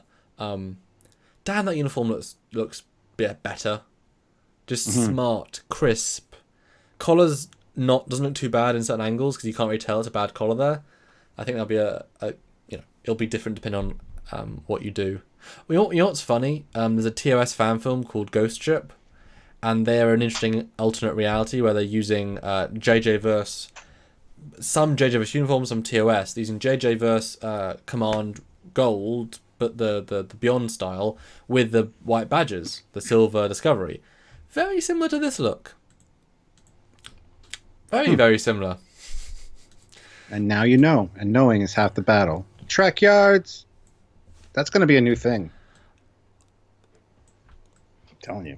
Next picture. This bit was fascinating. Pulling a thingy-mabobby out of Tilly using a gravity gun from Half-Life. Yes, I talked to Sylvia about that. I said, how much you want to make a bet? That's them getting Hugh the Doctor back because of that spore that fell on Tilly, that little green spore. And that's his way of extracting the spore, and then he directs it towards the spore chamber. So we know that, we've heard that Hugh comes back. So that green spore is important. I think that's what that's in relation to. Could be Lorca, could be Dr. Hugh. I don't know. No, they don't kill Tilly. Garrett. Yeah, that would be a dumb decision. It would be. She's the most popular character. No, my certain interpretation from that is that absolutely that's pulling out whatever was the green dot. I mean, that's the only thing it could be, really. And it's this big metallic looking ball thing of like earth, but then it does sort of float, it does move, it has a iterative feel that looks different, and you hear the spore sound. There is a spore, so there is certainly a link there, and also they're in the spore chamber, which is not in engineering, and he's not the engineer, he's a Mecharandom, you're bad Mecharandom. Oh no. She said they need to kill off Mikey Spock before anyone. Just make it better. It's the easiest. That's the easiest solution. The line she said to Saru in that, like, we're family, makes her better as it is. I hated her for almost the entire first season. She redeemed herself a little bit in the last 1 or 2 episodes. So if they make her a more believable, realistic, nicer character, I might be on board with her. And not so don't be so snarky with Saru all the time. Like we said in our last review of the first episode, they're working together for 7 years, probably. And the way that they treat each other is very childish and, 12-year-old. I like Tilly. She's so cute and such a good actress. Agreed and agreed. Yes. Are you muted? Yeah, you were muted. I was trying to reply to something Tobias said. But yeah, then the thing jumps around engineering, spore room. I don't see it go into the chamber. It's just sort of floating around, but it's electric like the spore drive. So it's weird that it'd be Hugh. That'd be a very forced way of getting him back, unless obviously he's tuned in to the angels, because it's a long way just to get our, because he's seen this mycelium thing. But that'd be a really big reason to have him back beyond we need our gay love interest back who's black, who's interesting. Yeah. Like, him as a character is great. They shouldn't have killed him. That was the first mistake. Yeah. But bringing him back in such a forced way, unless it's super important to the plot, seems a bit weird. David Bessig just sent $2, but he makes an interesting point, because I actually noticed this subconsciously, and I thought the same thing. I just didn't want to say it. He said, by the way, do the Discovery nacelles look shorter to you guys? I thought they did, to be honest. I will go back and look in a second. That's interesting, because I can bring up the licensed adversaries model so we can compare in a moment. Yeah, I thought the same thing, David. So I don't know. I hope so. We do see the Discovery taking quite a bit of damage in this one. Hopefully they do refit it and kind of make it fit more in line with the times, perhaps. But I don't know. Please stop complaining, says RGD. I don't know who you're talking about. If it's someone in the chat or us, we're not complaining. We're just trying to come up with new ideas. Mecha Random 42. Joe, I have a dinner coming out of the oven in a few, but I can try. Well, we don't need the moderators. We can keep an eye on things. I think this is a super positive chat, so I'm really encouraged by you guys. Well, there's been a few negative Nancys in the group there, but there always are. So shall I bring up the Discovery comparison then? Sure. Yeah. Although I don't know if I actually have a good shot of Discovery herself, because that wasn't really my focus of that. I might have to go find a new still. Sorry. I could try and find one from the the short episode, but I don't know if that's a good angle of it, but it wasn't clear like that, and that would have been made a while ago anyway, presumably. Captain Robert April, guys, go check out his channel as well. His review is now up of this trailer. He's a follower of Anti-Trekker and Mecha Random. I try to keep it neutral here to respect Trekyards. Thanks, Mecha Random. Thank you, appreciate it. And yeah, you are right.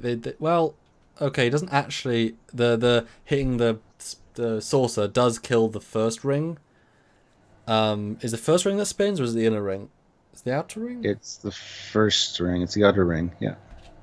I mean, it's certainly a nice thing. I mean, story reason, but also we have to be such a good...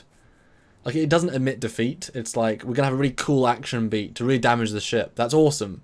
To then have a cool refit. I mean, that's actually quite a good way of still saving face, and yet admitting now we need to update Ian Warrender sent £2. Good night, and your chat has me excited again. Well, thank you. The trailer excited me, so have a good night, and thank you very much for tuning in. Thank you all, and thank you all of you for the amazing super chats. We've had a okay week, but this has really made this week a special week. Creeperbot 23's MSC Sci-Fi build said both rings spin, so there you go. Well, but yeah, they counter spin. But if you kill one ring, I mean, you can still argue that you broke the ship. You broke the ship. What's that from? Yes. I don't know what that's from. Okay, so I've got a still of the ship. Really, this is the best one I could find. It's not great. I do apologize, but it is something. And I can certainly match the angle, and it does look. I would say that does look a little bit less. I mean, even just 20% change would be a big difference. This is kind of fun to do, live showing stuff. I haven't done that before. Right, so that's the Discovery, and let me load the licensed, because I'm not going to load our fan version, I'm going to load the licensed version from Star Trek Adversaries, because they had orthographics, so they know the exact right proportion. So this is as accurate as you can get while not being the real ones. We're very lucky to partner with them. Please do go play, free plug, Star Trek Adversaries, the mobile game and the Steam game. Legitimately a lot of fun. Yeah. A good time had by all. Unless you're us, who lose most of the battles we do. Even with each other, one of us loses. And that's just what happens. Okay, guys, let me load in the second version of Lightwave. Third version of Lightwave. Hope you guys are having fun looking at my light waves. Bit of... 90 Lancaster says, shill. Why are you calling us shills again? That is the same software again. No, I do not want that. Sorry. From a live, it's live. Window capture. Dip. After weeks of political angst, I needed some Trekyards. Thanks, guys. Oh. You're welcome, Red Wolf 61. You're very, very welcome. Eric Dayton, hello again, Captain. And hello to you, Commander. Hello. We're having fun, aren't we, Stuart? 90 Lancaster said, just kidding. Yes. Okay, 90 Lancaster, I got to say, honestly, when you said that on the Mecha Randoms chat, I went to your channel and I'm like, should I block him from commenting? I'm like, no, I'm going to talk to him. So I chatted with you and I'm glad we worked things out. But anyway. Yep. Let's see here. So the problem with this sort of work is that very much the lens determines what it's going to look like. So this could be a very wide lens or a very short lens. So oh damn it, I gotta keep that consistent. Even if I was to, it feels like a different focal length to me. So Fandocon, Trekyards, any plans on streaming Star Trek Online again? Last time was so much fun. Yes, I plan on doing that sometime this upcoming week or the week after. This is a busy week for me, though. So, David Bessig, $2 for the super chat, so thank you. They look new. The blue part looks much larger. I would, yeah, certainly agree with that. See, this is a tricky one.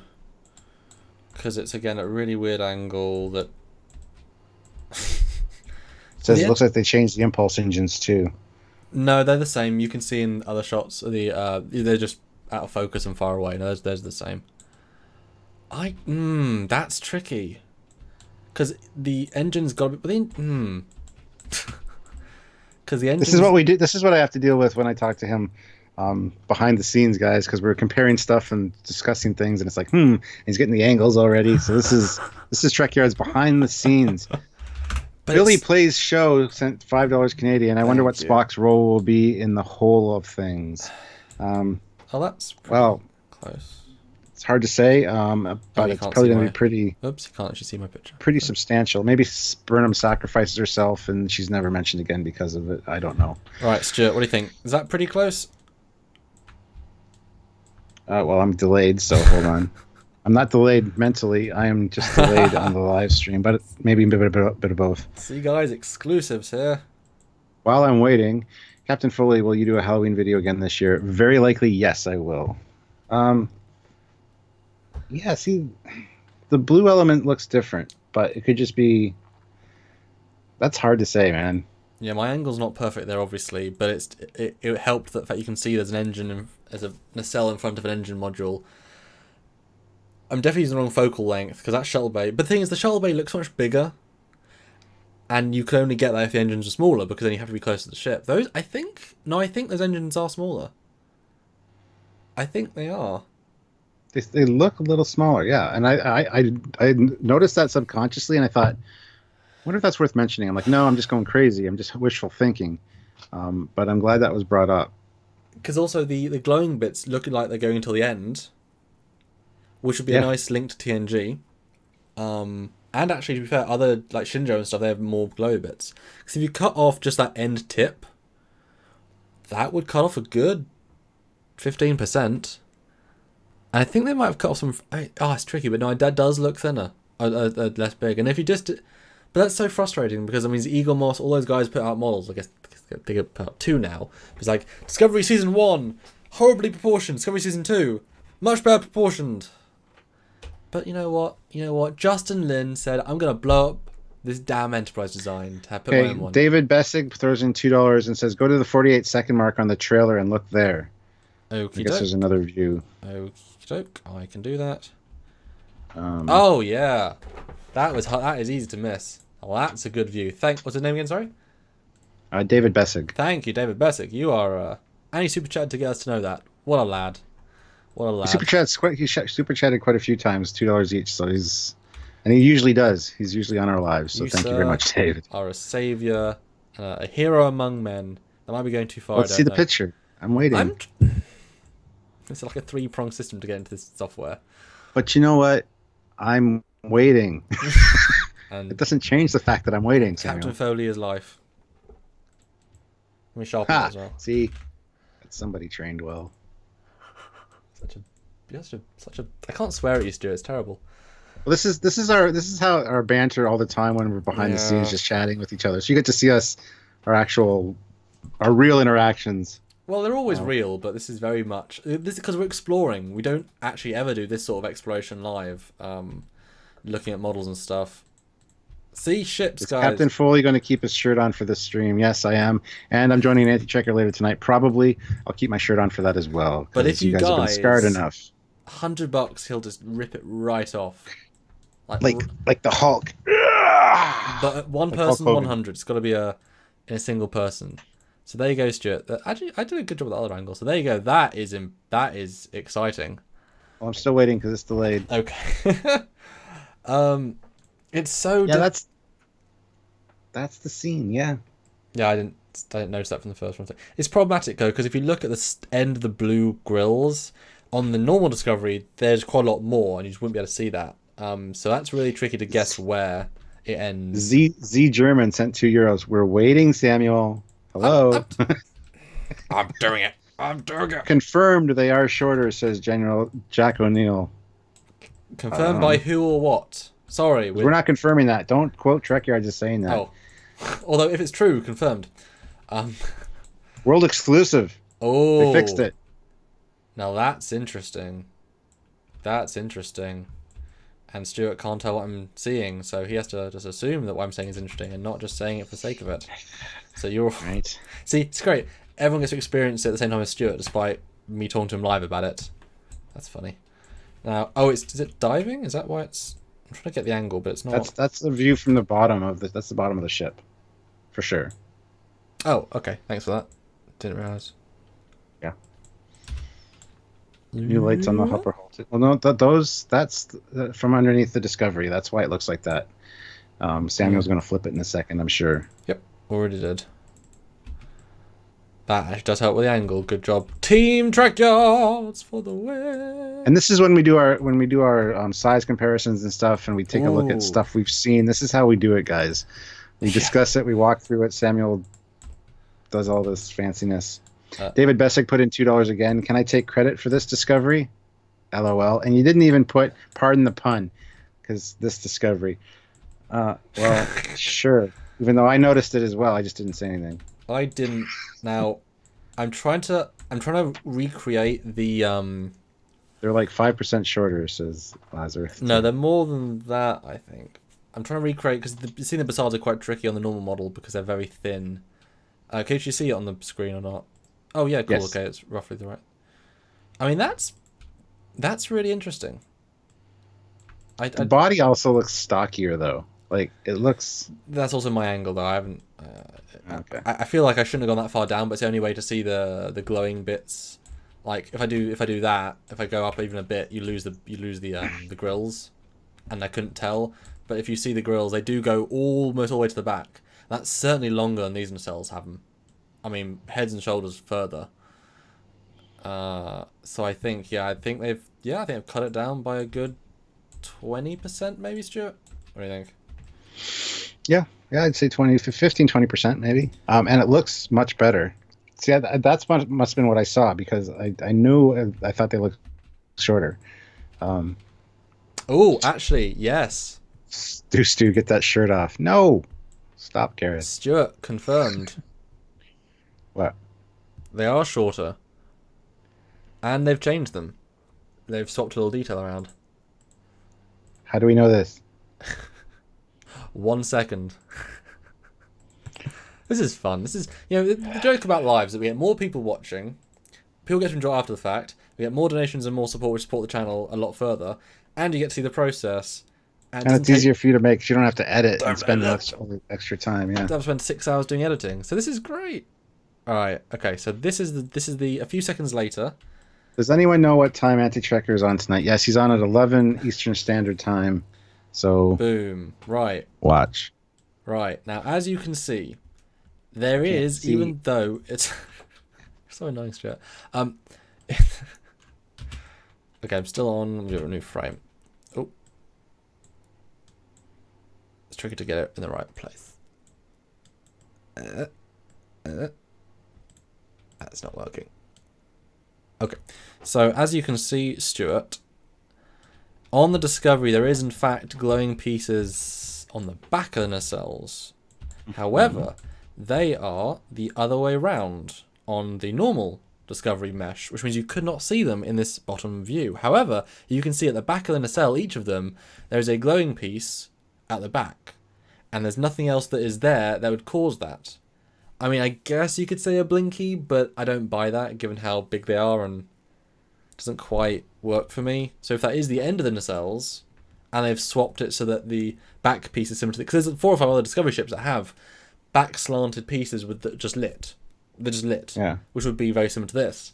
Then that, if that's the end of the nacelle, that's thoroughly before. It's Sasha Hawk says it's just lens flare, smiley face. Yes, the blinding lens flare. I mean, I hope not. What do you think, Stuart? Because they're in it. No, they're not blinking. Yeah, these things aren't. Wait. One's hitting. This is the analysis we do. Yeah, they're not blinking. So either they are an actual steady light, or they're a lens flare that moves with the camera, but there aren't any on the ship. No, I think that's the end of the nacelle. I think that's There you go. Confirmed. Canon. They've shrunk them by 30%. Wow, nice. Looks better. Slater says, but your live videos mean that your viewers have to spend much more time on all that production banter instead of real information. Sad face. True, we're not going to stop making our regular content. Yeah, that'd be silly. But this is just another way to get some information out there to you guys. So, Atone, know if Lore Reloaded is on tonight. I don't know. I was speaking to Lore Reloaded earlier today, though. So, and Tim Theo. Oh, Trekyards, investigative journalism. Nice job. Yes. Yeah. This is Star Trek CSI live today on Trekyards. Yes, and Neff does say they do continue after that. And yeah, you can see there's a glowy piece right after it, but it might be that's an in between the nacelles. So that's just a leading edge, and there's a glowy right up until the leading edge. Would be my guess for that one. Because in the other view, it does. You can see in the other view, it does go right up to the outer edge. So I'd guess that's part of that, maybe. Yeah. Pretty interesting. I mean, let me go back to Runaway and see what I can see in that. General Jack O'Neill, world's first Trekyards exclusive confirmation here, folks. That's right. We've had a couple. We are on top of things. Dun, dun, dun. We're gonna get this video shut down by CBS for all of our hard work. I think we had a couple of exclusive. Like, we gave the sides of the Shinjo Discovery before, or the Shinjo for anyone else. And no, people just didn't believe us, Stuart. But were we right? I think we were. Just trying to find the Runaway. Trekyards, at a minute 44 in the trailer is another look. See, investigative journalism, you're all helping as well. The Trekyards investigation team, or TIT for short. Thank you, Jay the dog. Tune into TIT. It's an acronym, folks. Don't get too excited. Well, Stuart, you've shared some tits, and now we're sharing some more. Right? Yep. Richard Bostelli, Trekyards. So what are you saying is they're actually trying to bring it more aligned with canon? They've said that they're going to, and we're hoping for the best. So we're sitting here looking at this.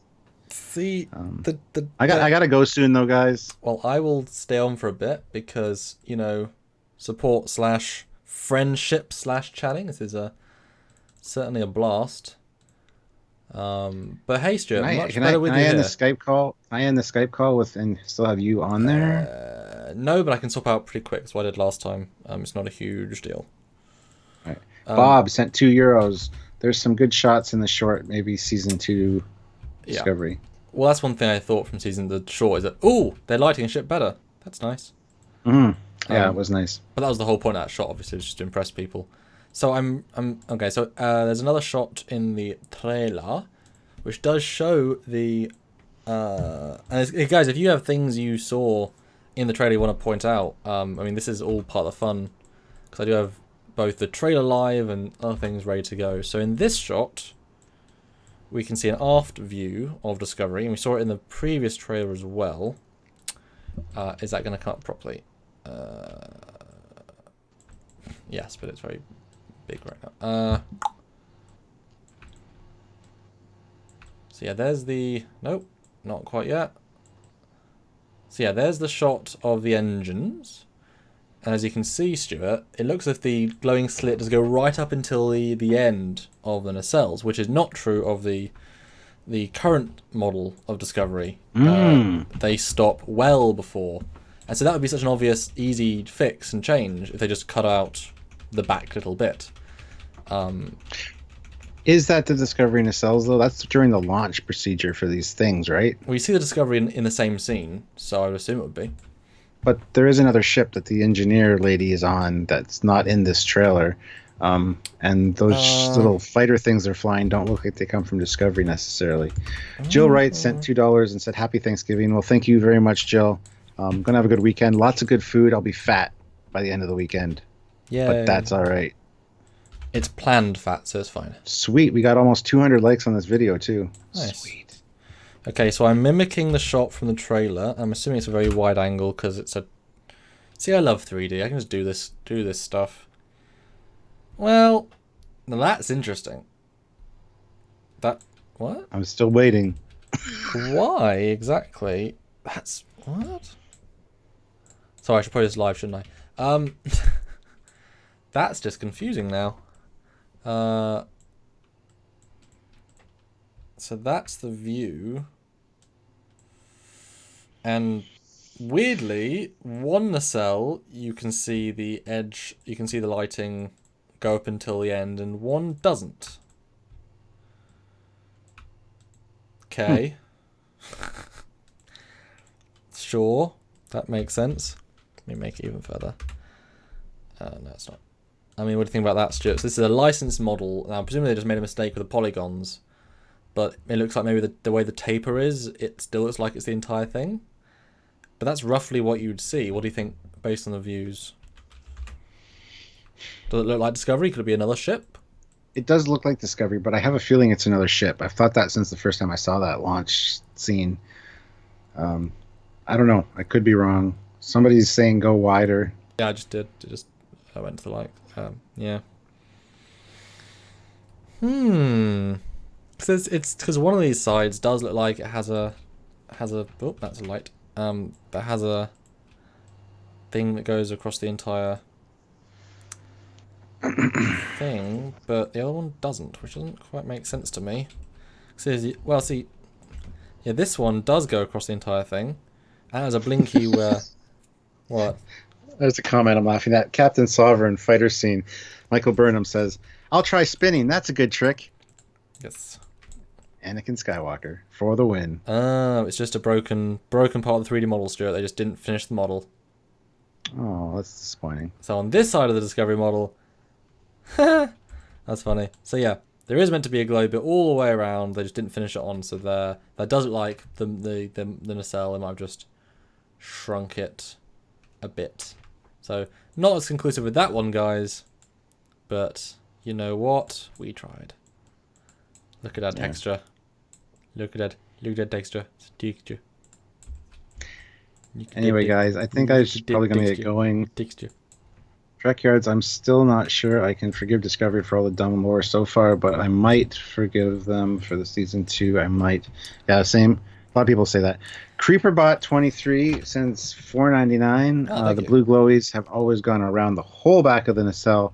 I have a whole Google album filled with show shots. I just checked. Okay, cool. Good to know. Thank you. Well, but yeah, a lot of people said that season 2 might renew their faith in it, but a lot of people are also saying we're not going to pay for it.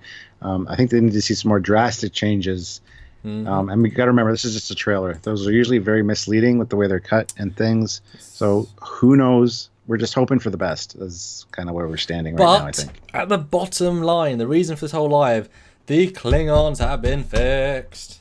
At least. Yeah, we talked very little about the Klingons, more about the ship. But that's because we're ship guys. We did for the entire first bit, and then we stopped. But guys, I'm going to get going because it is Thanksgiving. I'm going to go upstairs and see the family and stuff. I thought you said that was tomorrow. Tomorrow I'm going to Toronto to another family thing, but today we have...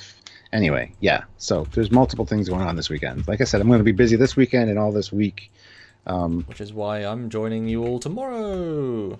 Hopefully. And I'll be joining you guys during the week, sometimes for 1 or 2 lives. I'm going to talk about the short. Yeah, I want to see what you think about the short. And I'm probably going to do another Star Trek Online live thing one afternoon. We'll see. So I will... I guess you'll hang up. I will jump channels into webcamming. And any last thought about the trailer, Stuart? Because I'd love to see your full review later on if you want to do another bit of content at some point, maybe. Yeah, I'm excited for it. It's like I said, it's re-energized my faith and my excitement for Star Trek Discovery Season 2. I'm looking forward to seeing more, and I tend to say that a lot, but it's true.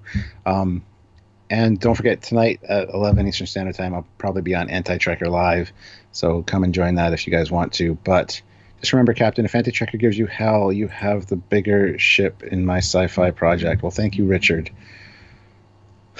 Have a good evening, guys. Thank you, guys. I will see you guys later. I know it's not... If you're Canadian out there and watching, happy Thanksgiving to you as well. And I will see you guys next week. Samuel, I'll see you sometime soon. Keep up the good work. Thank you. And we've got 480... Make some more money. And no, you can't interrupt yourself. So I'll leave now, the voice of the interruption. Okay, yeah. And I'm going to talk to 400... So I'm going to get going now, guys. And I'm going to talk to 400 people. I'm going to go upstairs and see if I can get some food. Okay. Samuel's like, okay, I'm going to stop interrupting you. Love you guys. See you later, Samuel. Bye, Stuart. Thanks for joining. This was fun. Bye, guys. This has been fun. Bye, Stuart. Bye. And then I'm still talking, but I have to remove out the version of us that is that, and I have to swap to video capturing webcam, and then there I am. There's other me. Wow, that was actually really quick. Hey guys, I am still here. If you guys want me to still be here, answering you guys' questions about anything in the trailer. Still about Klingons. If I lose like 600 of you because Stuart left, well, it's not even 600 of you, but if I lose like 300 people, that's fair enough. But hopefully you guys are going to keep watching because there was actually more of the trailer that I didn't touch on. Xavier Gamer, we love you, Samuel. Thank you. They often get me just live. So any questions, any super chat questions, any normal questions, as I can now look at this trailer, as Stuart said, without interruption. But I didn't think it was interrupted. That's fine. Yeah, almost everyone's still here. Wow, you guys are crazy. Thanks so much. Morning, Commander from China. Hello. So yeah, we had. Well, okay. This we didn't address. This was interesting. Can you show us the D7 again from earlier? Yes, the Klingon D7 from Star Trek Discovery Season 2. And I can make more full screen now. Yeah, this is what a wonderful thing to see. I mean, look at that. I mean, just look at that. Doesn't that give you faith and confidence in Star Trek Discovery? It is sad that the simplest things are important. You know, it's just make a ship look like it should look like, and we jump up and down. But I genuinely like this version. The pointed shapes in the front do work well. It does not go for because the D7, the original ones, the board, I haven't got a picture, but the board at the front was always a little bit odd in terms of different stylistically to the normal angled shapes. This one maintains a more pointy look, and that's an easy, simple redo. The engines are slightly longer, but that fits more Discovery era as a whole, so I'm fine with that. And actually, it kind of balances out the neck. The neck has always been a little bit too big. Nigel, yeah. Jack O'Neill, do you want Discovery to get a refit more than just the nacelles? Well, yeah, absolutely. There's a picture at 143. I think we already went to 143. 143. Well, yeah, but that's not. I mean, it's so far away. I think we looked at that picture, and you can. It doesn't. Yeah, it's. I think it's the one I used or similar. Yeah, it's hard to tell, but it looks a little bit smaller. Yeah. Yeah, the impulse deck looks smaller on this Katinga, this D7. I mean, I'm glad they went Katingari rather than D70. It makes a lot of sense, and the arm pattern looks different. It looks like it's got more shard slices on it. And I'm interested to see what sort of glowies they have. Might sound like a weird comment, but the D7 doesn't have any glowies. The Katinga does, but not the original Katinga, the Sophic 6 Katinga, and then future Katingas, especially the DS9 Katinga. Eric, Commander, I've been trying to join Team Trekyards on Stowe. I don't deal with Stowe at all, I'm sorry. Please email Stuart. He'll lead you into the Stowe team, although there is a specific Trekyard Stowe Facebook group, and that is where you jump on to talk about Stowe, so they'll be answer the question very easily.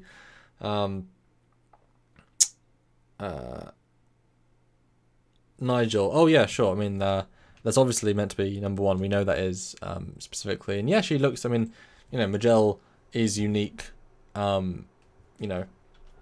But yeah, I mean, again, as I said in the review, the outfit looks brilliant. It's clearly Discovery cut, but it looks great. Looks very stylish, and she. I mean, what is number one as a character? You can't really do too much with that except be a loyal, strong officer, and yeah, fair enough choice. This whole energy thing I thought was quite a strange reveal, and I'm watching the live action trailer while I show you the pictures. We don't want to get copyright flagged, so I'm just doing the pictures. But it was an interesting sequence. Kind of came out of left field a little bit.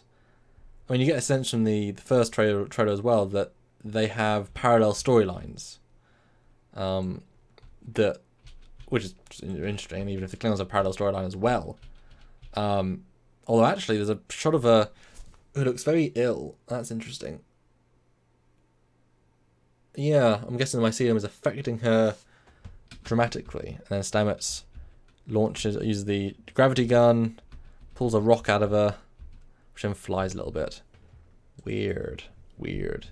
But guys, come on, 411 of you. If you want to super chat, support the channel, please do. Show the captain that I can still get super chats even after he leaves. They are not just super chatting for him.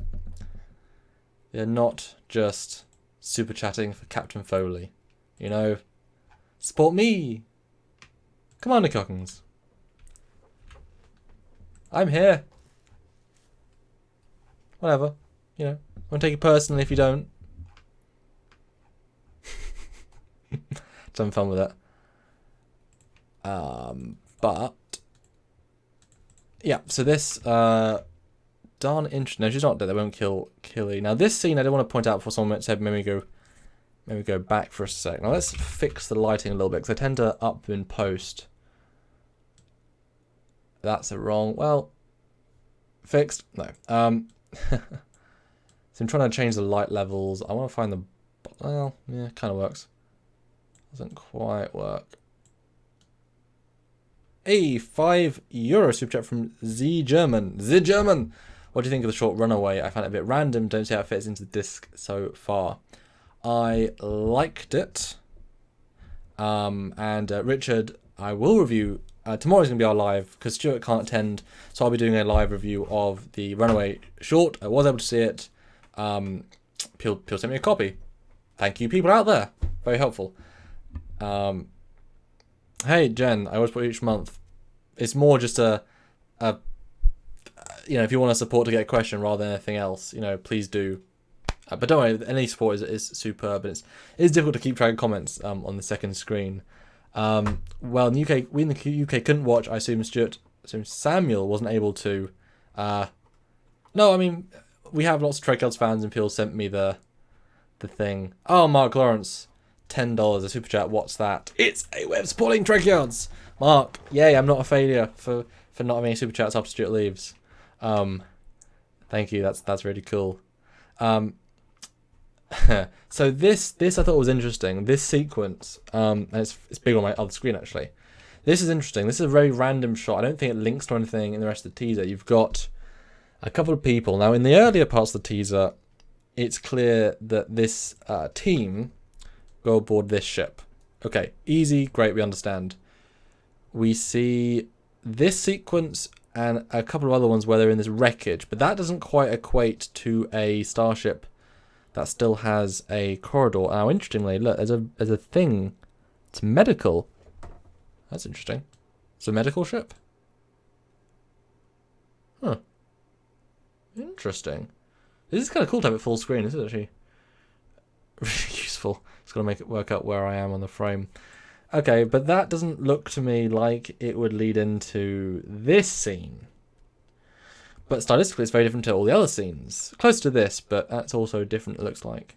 So is this an implication that something happened to Discovery? Maybe there's spore infestation, a resurgence in the spore.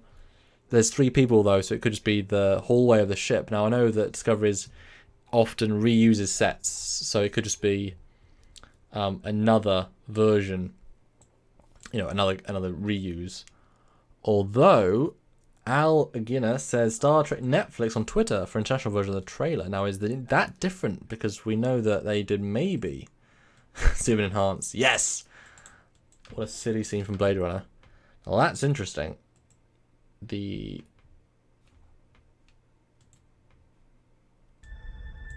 it different? I wonder.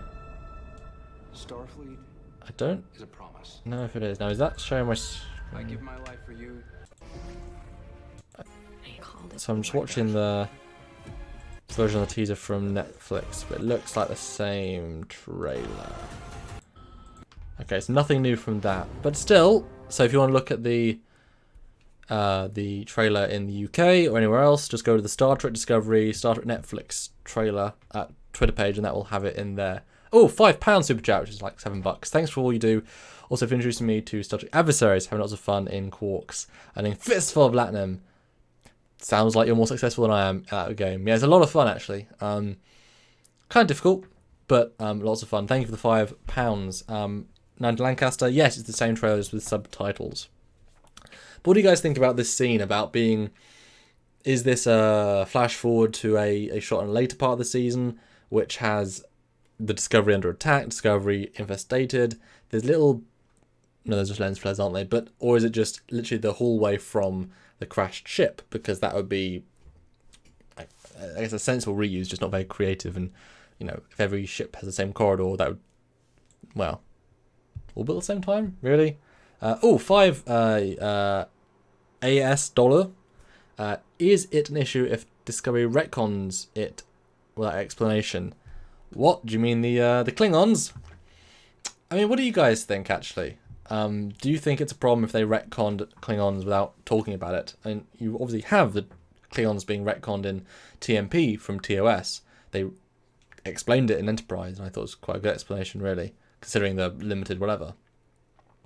But also, it was still the future. There's things you can do about that vaguely. It wasn't just literally next day in Star Trek verse. Oh look, they were, it was years later. Doesn't make a canon difference, but whatever. I mean, this guy's obviously an older Klingon. He might have a legacy thing, but as we can see, multiple. That guy has a ponytail. So yeah, I kind of hope they don't. It's just a solid retcon, because to me that is kind of them admitting fault, which would be something kind of nice, because I say that it sounds a bit harsh unless you don't like Discovery, but the fact is that it was decided by Brian Fuller and Brian Fuller alone. So I mean, suddenly other people are gonna, they're gonna come in and say, well, actually, look, most of the fan base disapproved of this, and let's see if we can, fix it. That'd be kind of cool. Just to say, hey, look, it's we fixed it, and it was that the entire time. But again, Stuart said that they said in the panel, shaved head was for war. Doesn't quite make sense. Or they could say you just stopped using that that tradition after a while. Whatever. Just everyone has hair now. Good job. I mean, look at that. L'Rell looks much more I mean, it's a bit more, I guess, flowing than Klingon hair. I'm trying to think, what was Blurster and Bator? Because they tend to have very... oh, hi, Stuart. He's a... Hi, Stuart. You know, literally, as soon as you left, no super chats came in. Except Mark Lawrence and a couple other people. But, you know, like, for 5 minutes after, no one had anything, Stuart. I guess they loved you. They loved you, Stuart. They loved you. It's like a chat now, isn't it, just between us all? I'm going to search Lursa and Bator. How's their hair compared to... Yeah, see, that's... Yeah. I'm wondering, does Laurel have different head ridges? Because that's actually... I mean, Stuart, let me know. Oh, thanks, Night Lancaster. Thanks for that. Do you think that's more Romulan-y ridges? Because that's quite... I don't know. Larith's 2. No, you've got to look at Star Trek Netflix on YouTube. Although to watch it now out of the US, so it exists on Star Trek Discovery Netflix. Nose and necks look stranger. Well, the nose, they always had a double nose, and that could be down to variation. What was I going to search? I was going to search Star Trek Discovery Larel. Yeah, green for the glowy stick. Yeah, she's certainly, that's not her. Oh gosh, I mean, oh, they had what? That's interesting. This might not even be Laurel then, because their forehead's different. Oh god, I mean, my goodness, the difference is just astounding. Wow. Wow, they really brought this makeup down a bit, actually. I am thoroughly impressed by their ability to fix mistakes of the past. I'm trying to find you guys a high definition picture, so I feel like I need to do a proper picture. Wow, that is amazing. See, I'm just stalling while I try to get the picture, but it's, you know, not instant. Is that a picture? Nope. Just want a picture of Laurel. It's not a lot to ask for, internet. And if you recall, Laurel had a burned face. Hasn't a burned face anymore. I mean, you know, plastic surgery not that difficult in the future, but still. Is that a picture? Yes, it is. Okay, good. We can move on. Seriously, if this is actually Laurel, and it might not be Laurel, although I do think the eyes look very similar to Laurel, I'm going to say. This is actually an impressive transformation and effective retcon, because if you're going to add hair, you might as well just change a lot of stuff. You might as well make the difference. And Stuart, if you're still watching, take a look at this. Doing my fancy picture-in-picture. I mean, my goodness, the difference is astounding. Because the ridges are different. Yeah. That's really interesting. I'm trying to make sure it's in the center. I'm slightly off. There we go. That's right. There we go, guys. That is Laurel. I guess after and before. So, what do you guys think? What the hell's going on with her skin? That's just because of the green glow. Remain clean on pew pew pew. Yeah, this may be worse than they were before. What makes you say that? Human clone hybrid is actually plausible now. Certainly closer that way. I don't think it's her. Yeah, I mean, I feel like I see Mary Schieffer more in this picture than the last one. And we know that she's with, one of them is with Tyler Vox, so therefore I would assume that's her. And the look is similar, but we don't know. But no, that's really...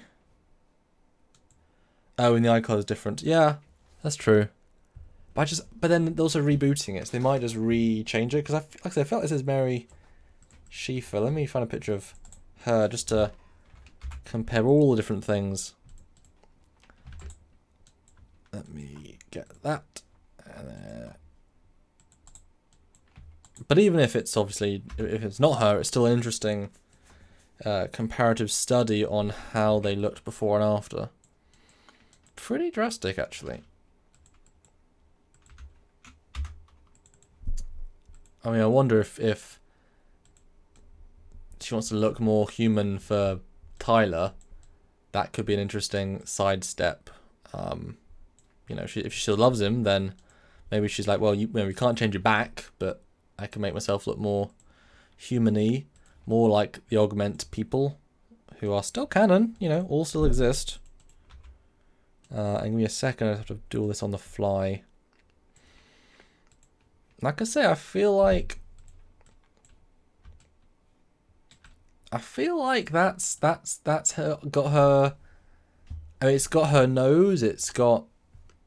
I feel that's got a bone structure. Yeah, ridges are different, but look, Stuart. I mean, does that not feel like Marie Schieffer through the makeup? Which, if they're going to do, making them more realistically Klingon, then lowering, you know, realizing, damn, they can't act as much. You know, they've given the cheeks back. That'd be a huge thing. They can actually emote, because, yeah, exactly, Stuart. It doesn't look like her. I mean, just my goodness, that radical change is actually really impressive. No, I don't think an retcon is a reptilian, because that would be breaking the long existent canon just for the sake of it. Oh, that's wrong. And I mean, they do that already, but why? Maybe, Stuart says maybe she's suffering from the Augment virus. Yeah, maybe. Wow, look at this. From season 1 to season 2. That's amazing. Let me see if I can find a version of this without actually her, with the green light, because that might give another hint. See, Stuart, do more investigative journalism here. Dale Stafford, when can we expect the Sir Patrick Stewart interview? Which one? I have 6 topics, I think. I filmed multiple, even though they're just one video, but I can edit them in a certain way. I'm assuming when more information is known about the show, because that obviously would allow for different people and more people to watch it. Because obviously we don't tend to get a lot of views when we do interviews, but if he's in the show, there'll be more. The chin is different, yes, but also they have hair. Who said that? Tim Theo. Yes, but they have hair. So, I mean, it's going to be, you know, they're obviously changing it radically anyway. And if this is, I mean, you can see the chins are less thick. Let me see if I can find a single frame. You know, I'm just going to load the video and see if I can find an actual frame, because it'll be a little bit easier. Yeah, I could change the color, but that wouldn't be exact enough. Guys, is this interesting? Is this a... Because some of you are still watching, and I'm amazed by that. Thank you for sticking with me. 400, wow, 400, that's awesome. And if you're just listening in the background, I must sound like an absolute idiot if you're not seeing the investigative journalism we're doing here.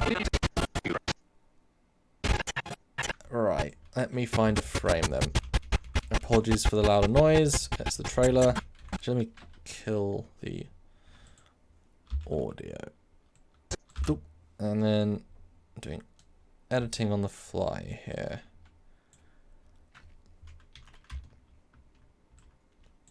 Is there even a frame which is not being... I mean, that's the best one. Her skin color is a lot more... Oh, did I lose it? Oh, I must have lost it. Sorry about that. I thought she was being not shocked for a second, but I guess she was.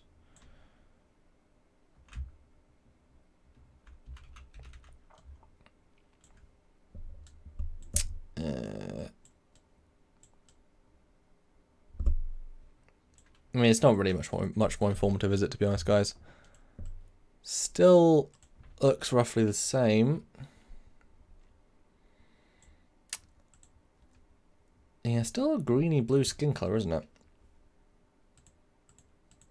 Yeah, like I say, let me know what you guys think. I think it looks like the ladies in the makeup, I think they just severely lessened it. I've also shrunk the nose as well. They've put less on that, which has got more of a veiny look on the face. But if you break down her makeup, I mean, it is very similar, as much as Worf season 1 and Worf in season 2. Because I mean, oh, that's wrong. Because you've still got the basic design there. You've still got the, you know, 2 lines, tertiary lines, and then ridges, but they've been refined down to more of a wharfy than just a scale. When they do, they feel like ridges than scales. I feel that's important. And obviously the neck's still got the detail and the chin. But yeah, there you go, guys. Some journalism there. We did another super chat from Tony Talaraki. Oh, why did they screw up the design of the ships so bad? Because they had wrong direction. Good designers, wrong direction, and you can only do so much with a faulty instruction. And unfortunately, they got faulty instructions. It happens. It happens. Yeah, I love seeing how everyone's come together now with this trailer, because it's been posted now everywhere, and I'm glad I was still awake for that, because that really makes a difference. And everyone's talking about it. Oh, breaking news. We can confirm that there'll be no mid-season break. Dale Stafford. So Patrick did an interview during his library charity work, supported that, and was looking forward to that interview. No, you didn't. No, I did those interviews. But as I know, interviews don't get as many views, don't get any revenue in, and I have to keep up with as many videos as we do, so it's kind of tricky to dedicate time to something that won't generate money or as much interest. Now it'll generate more interest because Stuart is back, but I just haven't gone back and edited them. But I did for one Murfield charity event, I did a whole set. But I got lots, but obviously I can use them once, sort of thing. I'm kind of. But you supported them. The library did well with them. It was a very useful thing. We're excited to do more. So I'm just going to look at the Trek Core. So they're doing breaking news thingy mabobs. Let's see if there's any. So there's no mid-season breaks. Says there's an animated series Easter egg in season 2. Picard show not connected to the events of season 2 Discovery. Guys like Telosians, there's Telosians, that's cool. And then we go back to the most exciting bit about this, the D7! D7. Anything else? A fan asked, do Klingons have 2 buttholes? We're a very honourable culture, we don't discuss such things in public. Good response. Mary Chiefer cheering the term of classic Klingon cleavage. Okay. No mid-season break was to finish the new episodes they added at the end. Oh, makes sense. Compared normal Klingon see progress to canon. Yeah, okay, I can do that. That sounds like a plan. Well, I mean, don't really need Mary Schiefer there, but boop. Okay, so you got the well, if you want to be really technical, let's see. Because technically speaking, you have multiple variations of Klingons. But thank you, Aku. I'm doing that right now. I've got a chap right here. Pre-augment virus, because as we know, there's only a few.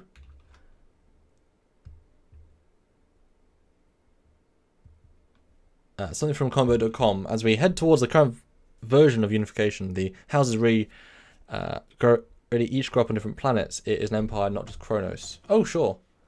But it would be weird if every single Klingon ever seen in any other version of Trek, except TOS and TMP, is a Kronos-born Klingon. It wouldn't quite work, would it? So I don't quite buy that, despite, yes, lots of different things would exist, but it doesn't quite work as an explanation. It'd work for why the Kuvma Klingons look different, but it wouldn't work the other way around as well. Oops, I just lost my editing thing. 1 second. This is what I do in the crop.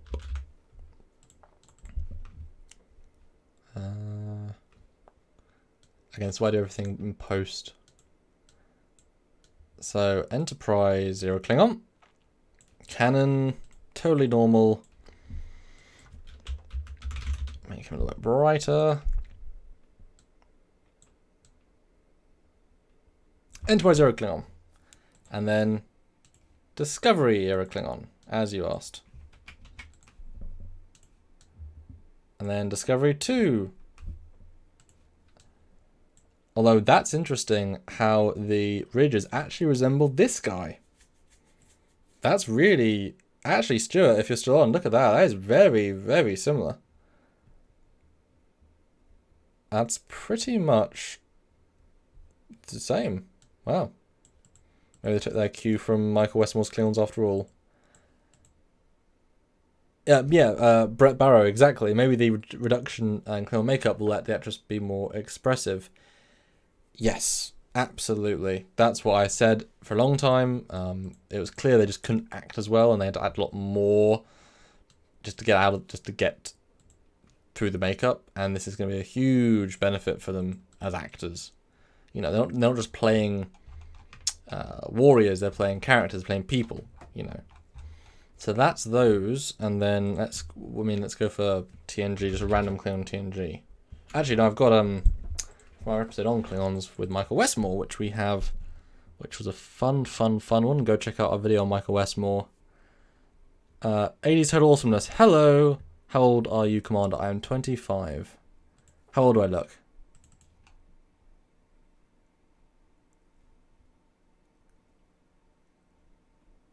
Let me know. And just so you know, a lot of people are messaging, so it's tricky to see anything. And I guess Stuart's helping. 14. Wow, thanks. That's great. Do not look 14. I know, I don't know 14 was. I was 14 once. I did not look like this when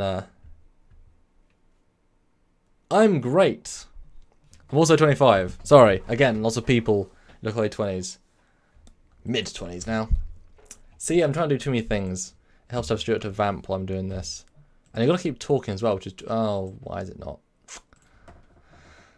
Too many drives. I want... I've got the Trekyards drive or the Memory Alpha drive. Oh, Brian Gerda.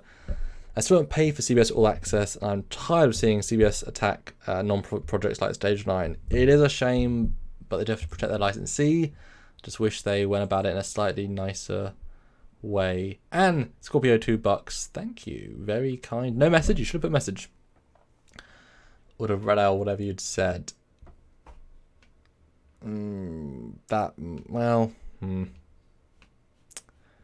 But why? Jonathan, I just saw the trailer and wow. Yes, wow is good. What do you think of Spock? Yeah, I mean, it's fine. I mean, you know, he could have a beard, that's fine. And Sam Ronan saw no grounds for Stage 9 to continue. They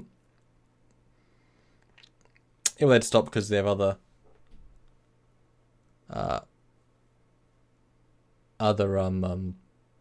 VR projects. And we just went through this whole conversation.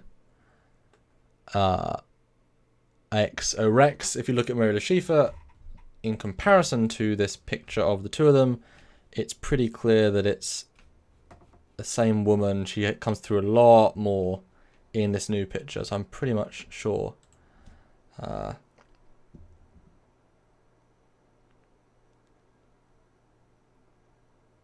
Oh, interesting. So that's a useful comment.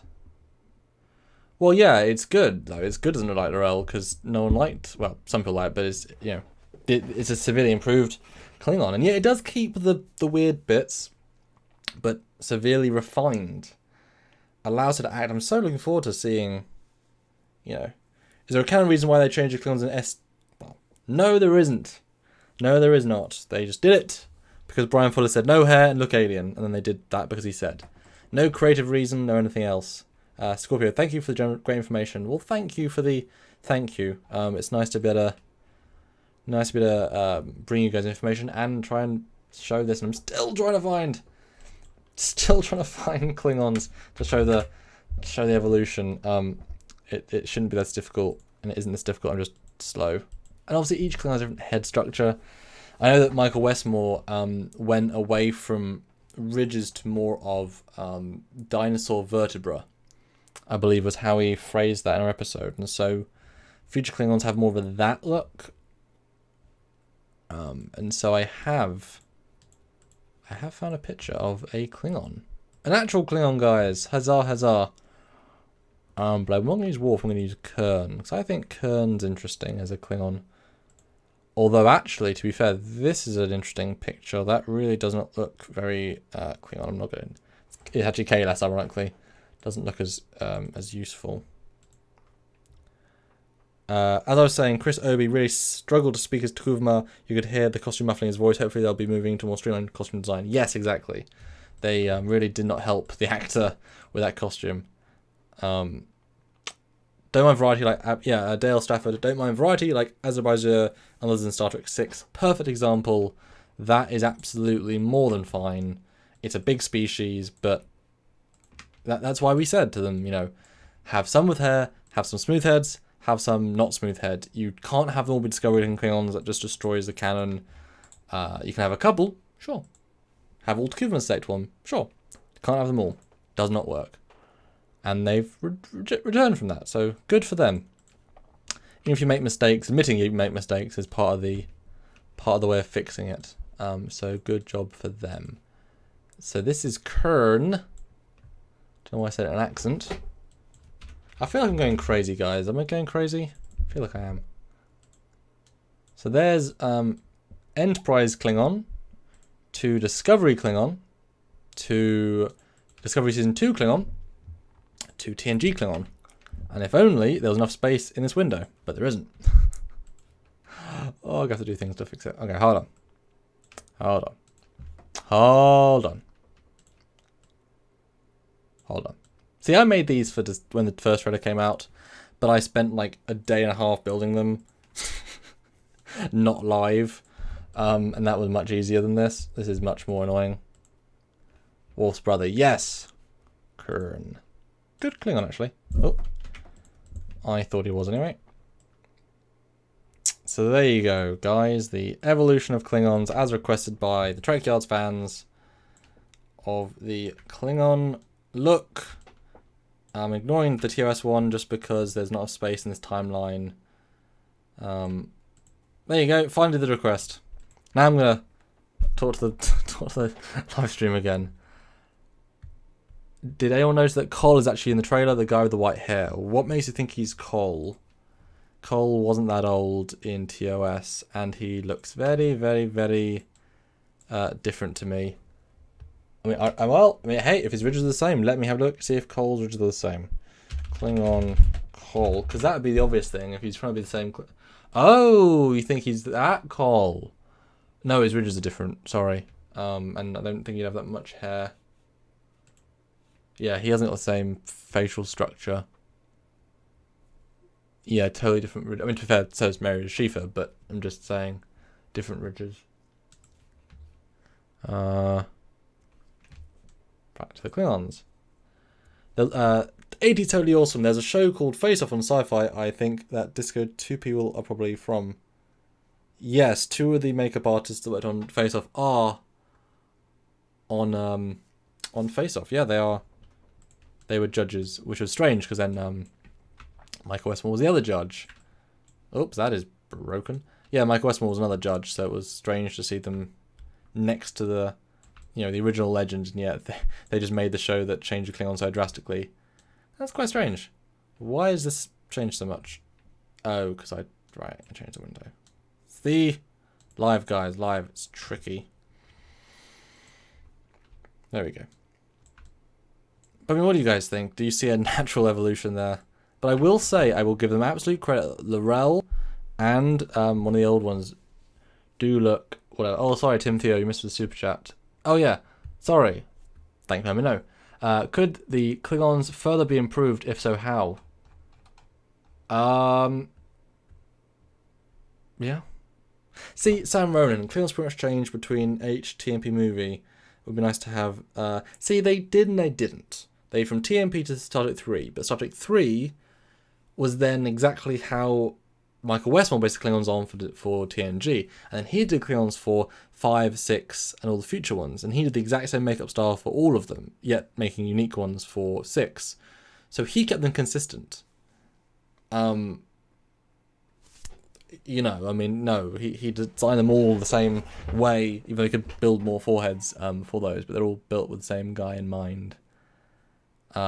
Oh, that's interesting. Wingsaber, maybe their ridges change as they age. Yeah. Yeah, well, Worf's makeup changed just because they changed his makeup. Like his hair changed. That's kind of like a production thing. It's interesting. I mean, you can't use Kang, Koth, and Kor as examples because they never had ridges originally. So, you know, they changed ridges by having ridges. But yeah, I mean, guys, seriously, what do you think about these Klingons? This new one, because I mean, I give them credit. It looks like the Enterprise one a lot closer.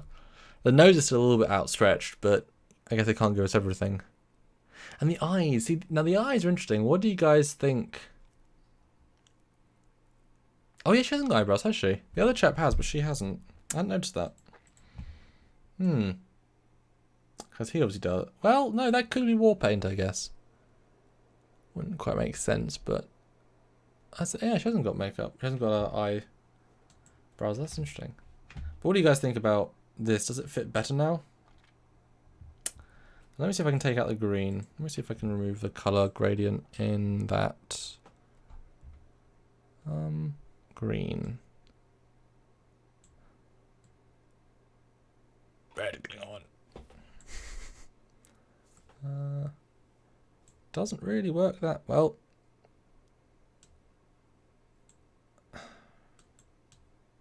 Don't tend to use this software this way. Does that help? No, I don't know. But yeah, guys, so I think I'm just about done. Sick Brain is 3 supposed to be L'Rell, her ridges don't match, different forehead. Yes, but actually they're also very similar. And as we said earlier, that she's clearly Mary the Sheaf, and the way she's in the trailer implies she's the same person. If you look, they're very similar people. They're radically changing the Klingons. I mean, they're allowed to, you know... I mean, it might not be, but I mean, that looks incredibly similar as people. I mean, to be fair, the Season 1 L'Rell doesn't look like Mary Schiefer. Season 2 one does, if it's her. So I would totally say this is her. There's a whole lot of things. No, I don't see any evolution connection. Both the Discovery Klingons look like 2 different races, 100% not Klingon. Is Discovery set in a different universe? Yeah, you know, yeah. But it's much better. Really does help. So I'm about... yeah, right. I mean, nerf writing. Yeah, writing is going to be huge. It's all about the writing, but they, you know, radically changed the writing as they went on. So, it's a problem, but you know, hopefully they have better things. Oh, apparently they've been released some news about the Patrick Stewart thing. We are 4 weeks in. Stands alone. We knew that already. That was not very useful.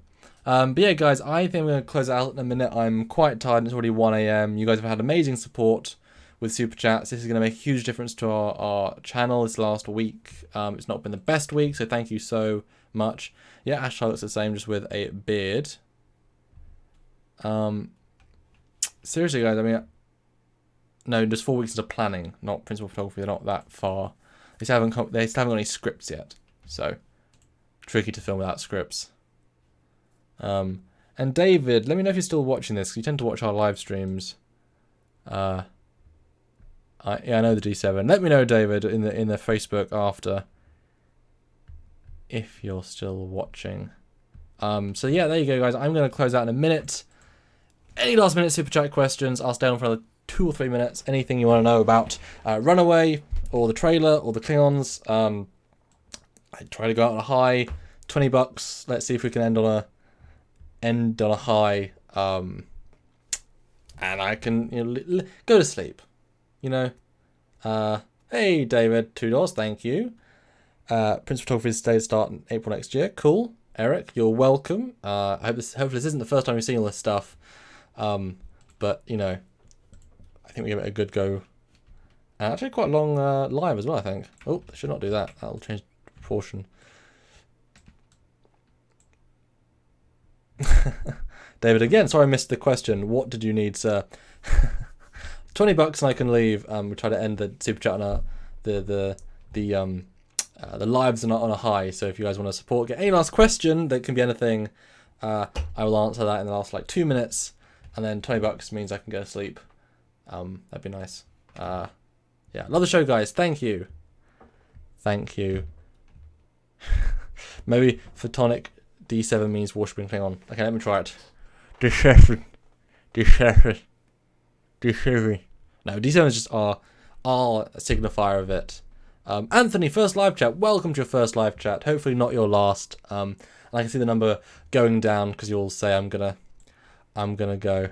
Yeah, Nerf. Go to sleep knowing you've earned more in this live than the past few combined. Yes, sir. Very useful for the channel, as you can imagine. Really puts a smile to your face because all the work we do and want to do cool things. It just takes support. But I'll tell you what, guys, I'm going to do something funny because that was kind of entertaining the first time round. And again, was it $16 more and I can... Oh, goodness. Jill, there you go. $14 more.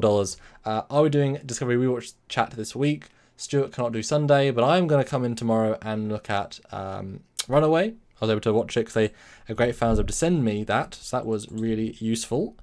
And let me just show you this while I am waiting for $14 more because you know I'm like that, and it gets going high. So here is the model of the Katinga from Deep Space Nine, and then for very odd, oh, no, that's wrong, for very weird reasons used in Enterprise with a silly mistake. So, you know, $14 more and I can go to sleep. That's the idea. So yeah, guys, we're now getting a canon-looking D7 Katinga, and yes, there's lights of a Batleth. Look at the shiny Katinga doing its shiny Katinga things. Look at that.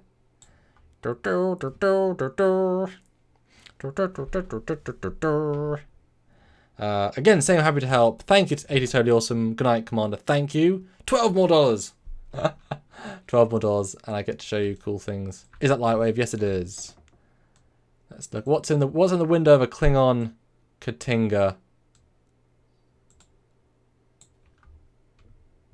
Literally nothing. And they're literally poorly formed polygons. Another $2 from Akua. First chat as well. Welcome to the live and super chat. Space Above and Beyond. I have not seen Space Above and Beyond. I don't think. But thank you to the £2 and $2. We'll average that out. So now $8 until I can go to sleep. It's just also an excuse just to keep chatting. Really, it's. Do you have the D7 from Trials and Tribulations? That was a physical miniature. So no, I do not own the physical miniature of that model. I don't know who does. So here's the back piece. I've actually never looked at this detail. That's kind of cool. Little blinky there. Other blinkies there. You can see the. Oh, that's interesting. The DS9 version was not a torpedo launcher at the back. Did not know that. Did not know that. Dale Stratford, scale 1 to 10, how satisfied are you with the changes to Klingons? I'm a solid 6 out of 10. I hope they are for all the different Klingons. That's my next thing to overcome. No OCD modeler. Oh, well, they made quick models in a DS9. Have you ever used Blender and Maya, and if so, which you prefer? I have not. I've only ever well, I used Blender for a day. Doesn't like it very much. That's just me. There's no pitch anywhere of Lorel for season 2. I think that's Lorel we already saw, and you saw my long argument about that, guys. And do go back and look. Oh wow, it's actually in front of my face. That's weird. I'm gonna. Oh, that's. There we go. Okay, now I'm back. That was weird. Sorry, guys. So yeah, this is the back bit, and you can see it. I also thought it was a shuttle bay. And yeah, $12 more, and I can go to sleep. Oh, what I do to support the channel, eh? That's interesting. The windows are this big. The shuttles are pretty big. Got the wonderful Klingon symbol, which in this version is 2 blue and a red, which is different to the normal symbol, I think. And you've got textured in plates, but that's okay. Got some cannons here.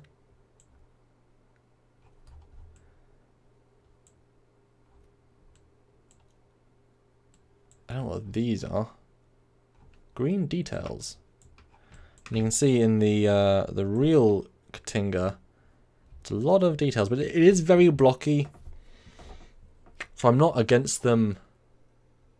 I'm not against them making it sleeker. Oh, I've always liked the slits. I've always liked that raw engine feel. You know? I bet you guys have loved it too. Oh, another $2 from Sick Brain. The most unexpected part of the new trailer. That's a really good question.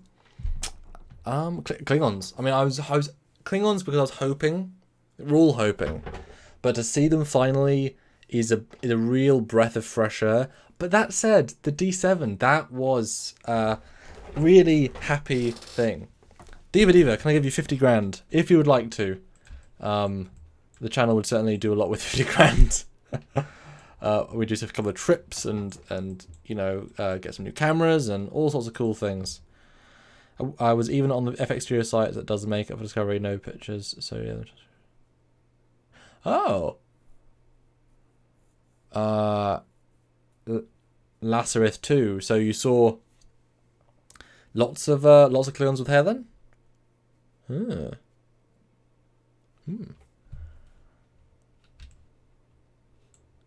And you can see just a good looking ship, and you see the glowy bits there. Never knew what these bits were though. The front glowies. Got the. Well, no new pictures I know, but I mean, were there was every Klingon with hair if you were on the set, or at least was a lot of hair wigs? Still season 1 stuff. Well, clarify. Do you mean that all the Klingons look like season 1? That only a couple had season 2 looks? Yeah, nice. Hey, Trent just joined, saying hi. Hiya. Is there anything you want to see on the Katinga? And the real Katinga, not just the. I have so many windows. I have a lot of windows. And they're all the same thing as well. That Katinga, look, Katinga, Trent, look, Katinga. I've lost my mind, haven't I?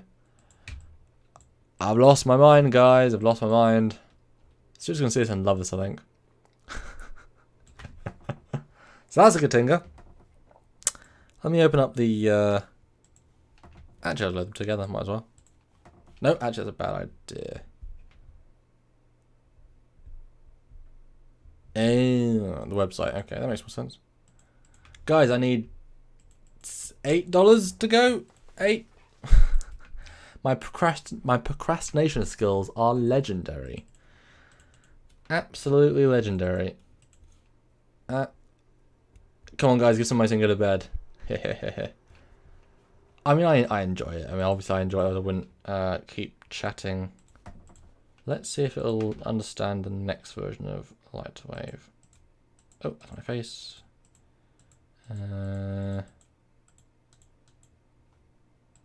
No. Guess I have to. Oh wait. Did that come through? Yes, it did. Twice. Yes, Dale.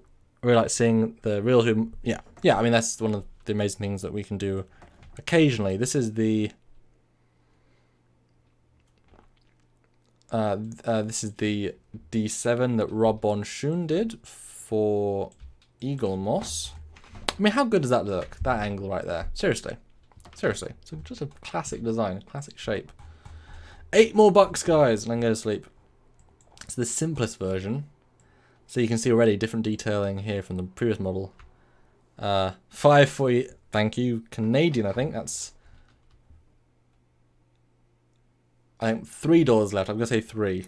It's interesting you see symbols here. Rob's very careful with details. There's symbols here, but no primary Klingon symbol. There is up here. And he continued the same as the other Katinga, which is interesting.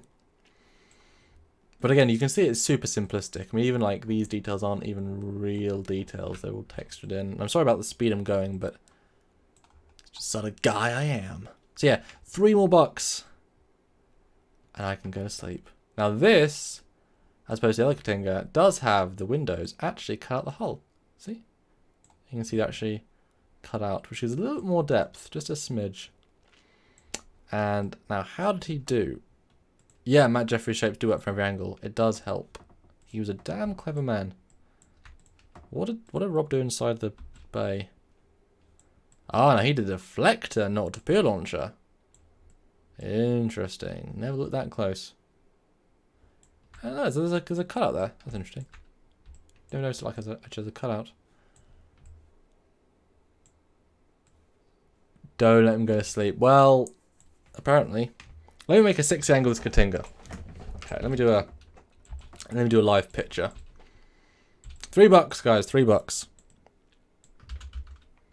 So let's do classic tricks. Let's make it 0 ambient. Now we've only got the windows. Only the windows, guys. Let's add some bounce back light with radiosity. Let's create a really nice, gentle single point light. And let's...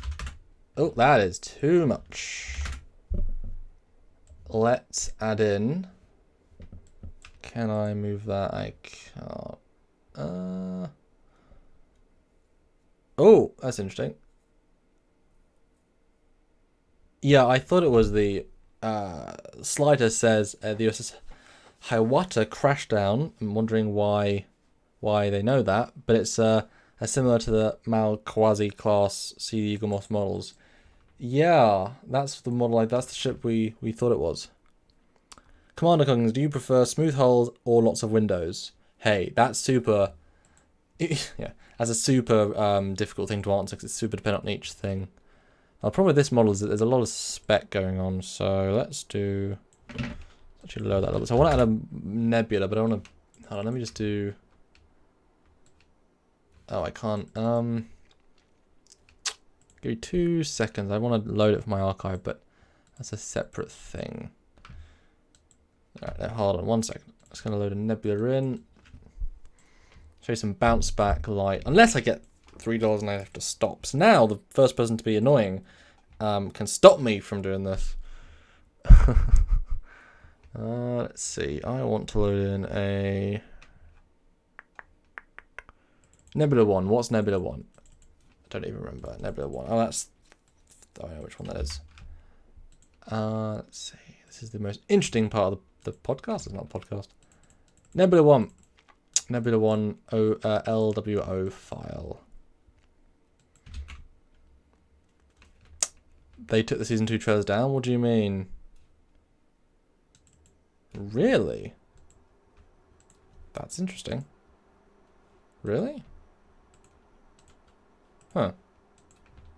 Let's see if they... Which is amazing then, because we've been live streaming all the way until past the trailer. No, I'm still loading one. It's not necessarily an official one, but... sorry, let me load the thing back up. Nope, that's wrong. There we go. Right, there's a nebula. I don't know why I'm doing this exactly. I want $3 is all. Now. Radiosity allows for light that can actually reflect. I don't do much. It understands it should be there. But I still want the nebula in the shot. So we'll just do that. You get this lovely little bounce. Sick brain is the reason why the D7 has such a long neck. No idea. Ask Matt Jeffries. Don't know though. Think so. Maybe it's worked for him as a balance. So I'm trying to create a really subtle shot here. But I think that's too... I think every time... Oh, Sam. You absolute amazing man. Now I can go to sleep. Thank you, kind sir. I was procrastinating with 3D, and I like 3D a lot, as you guys can imagine. See, that bounce back looks fine, but it's not quite encompassing the right angle. 7:30 PM here. It's 1:30 here, so that's quite late. This is the wrong. More blue. More blue. Not blue enough. More blue. I'm just gonna just drop this on. I'd be kind of funny. Stuart, if you're still watching, You should watch this if you're not. Now, see, the angle's tricky with this. That makes more sense, I think. No, and I'm getting the back end, aren't I? Do commands from electric sheep? Probably.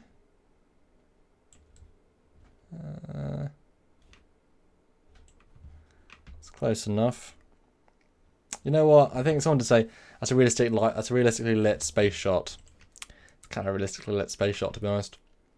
Which is dark and not very well lit. Now, if you did like that, it's make it a lot brighter. You can always do that, but then it would sort of break the render at 4K and share. Actually, no, I'm going to do, because I'm daft, I'm going to do a 70mm. I'm going to radically change the feel of this ship. See, now, you can see through the hull. Oops. Now it feels like not a short hull. How weird is that, guys? Or, you do that, and suddenly, oh my goodness, look at the hull on that thing. It's all lenses, guys. It's all lenses, and still 241 people watching. That's amazing. And obviously you can see through the ship. Oops. That's a side problem. Let's do that. There you go. This is how it was meant to be seen.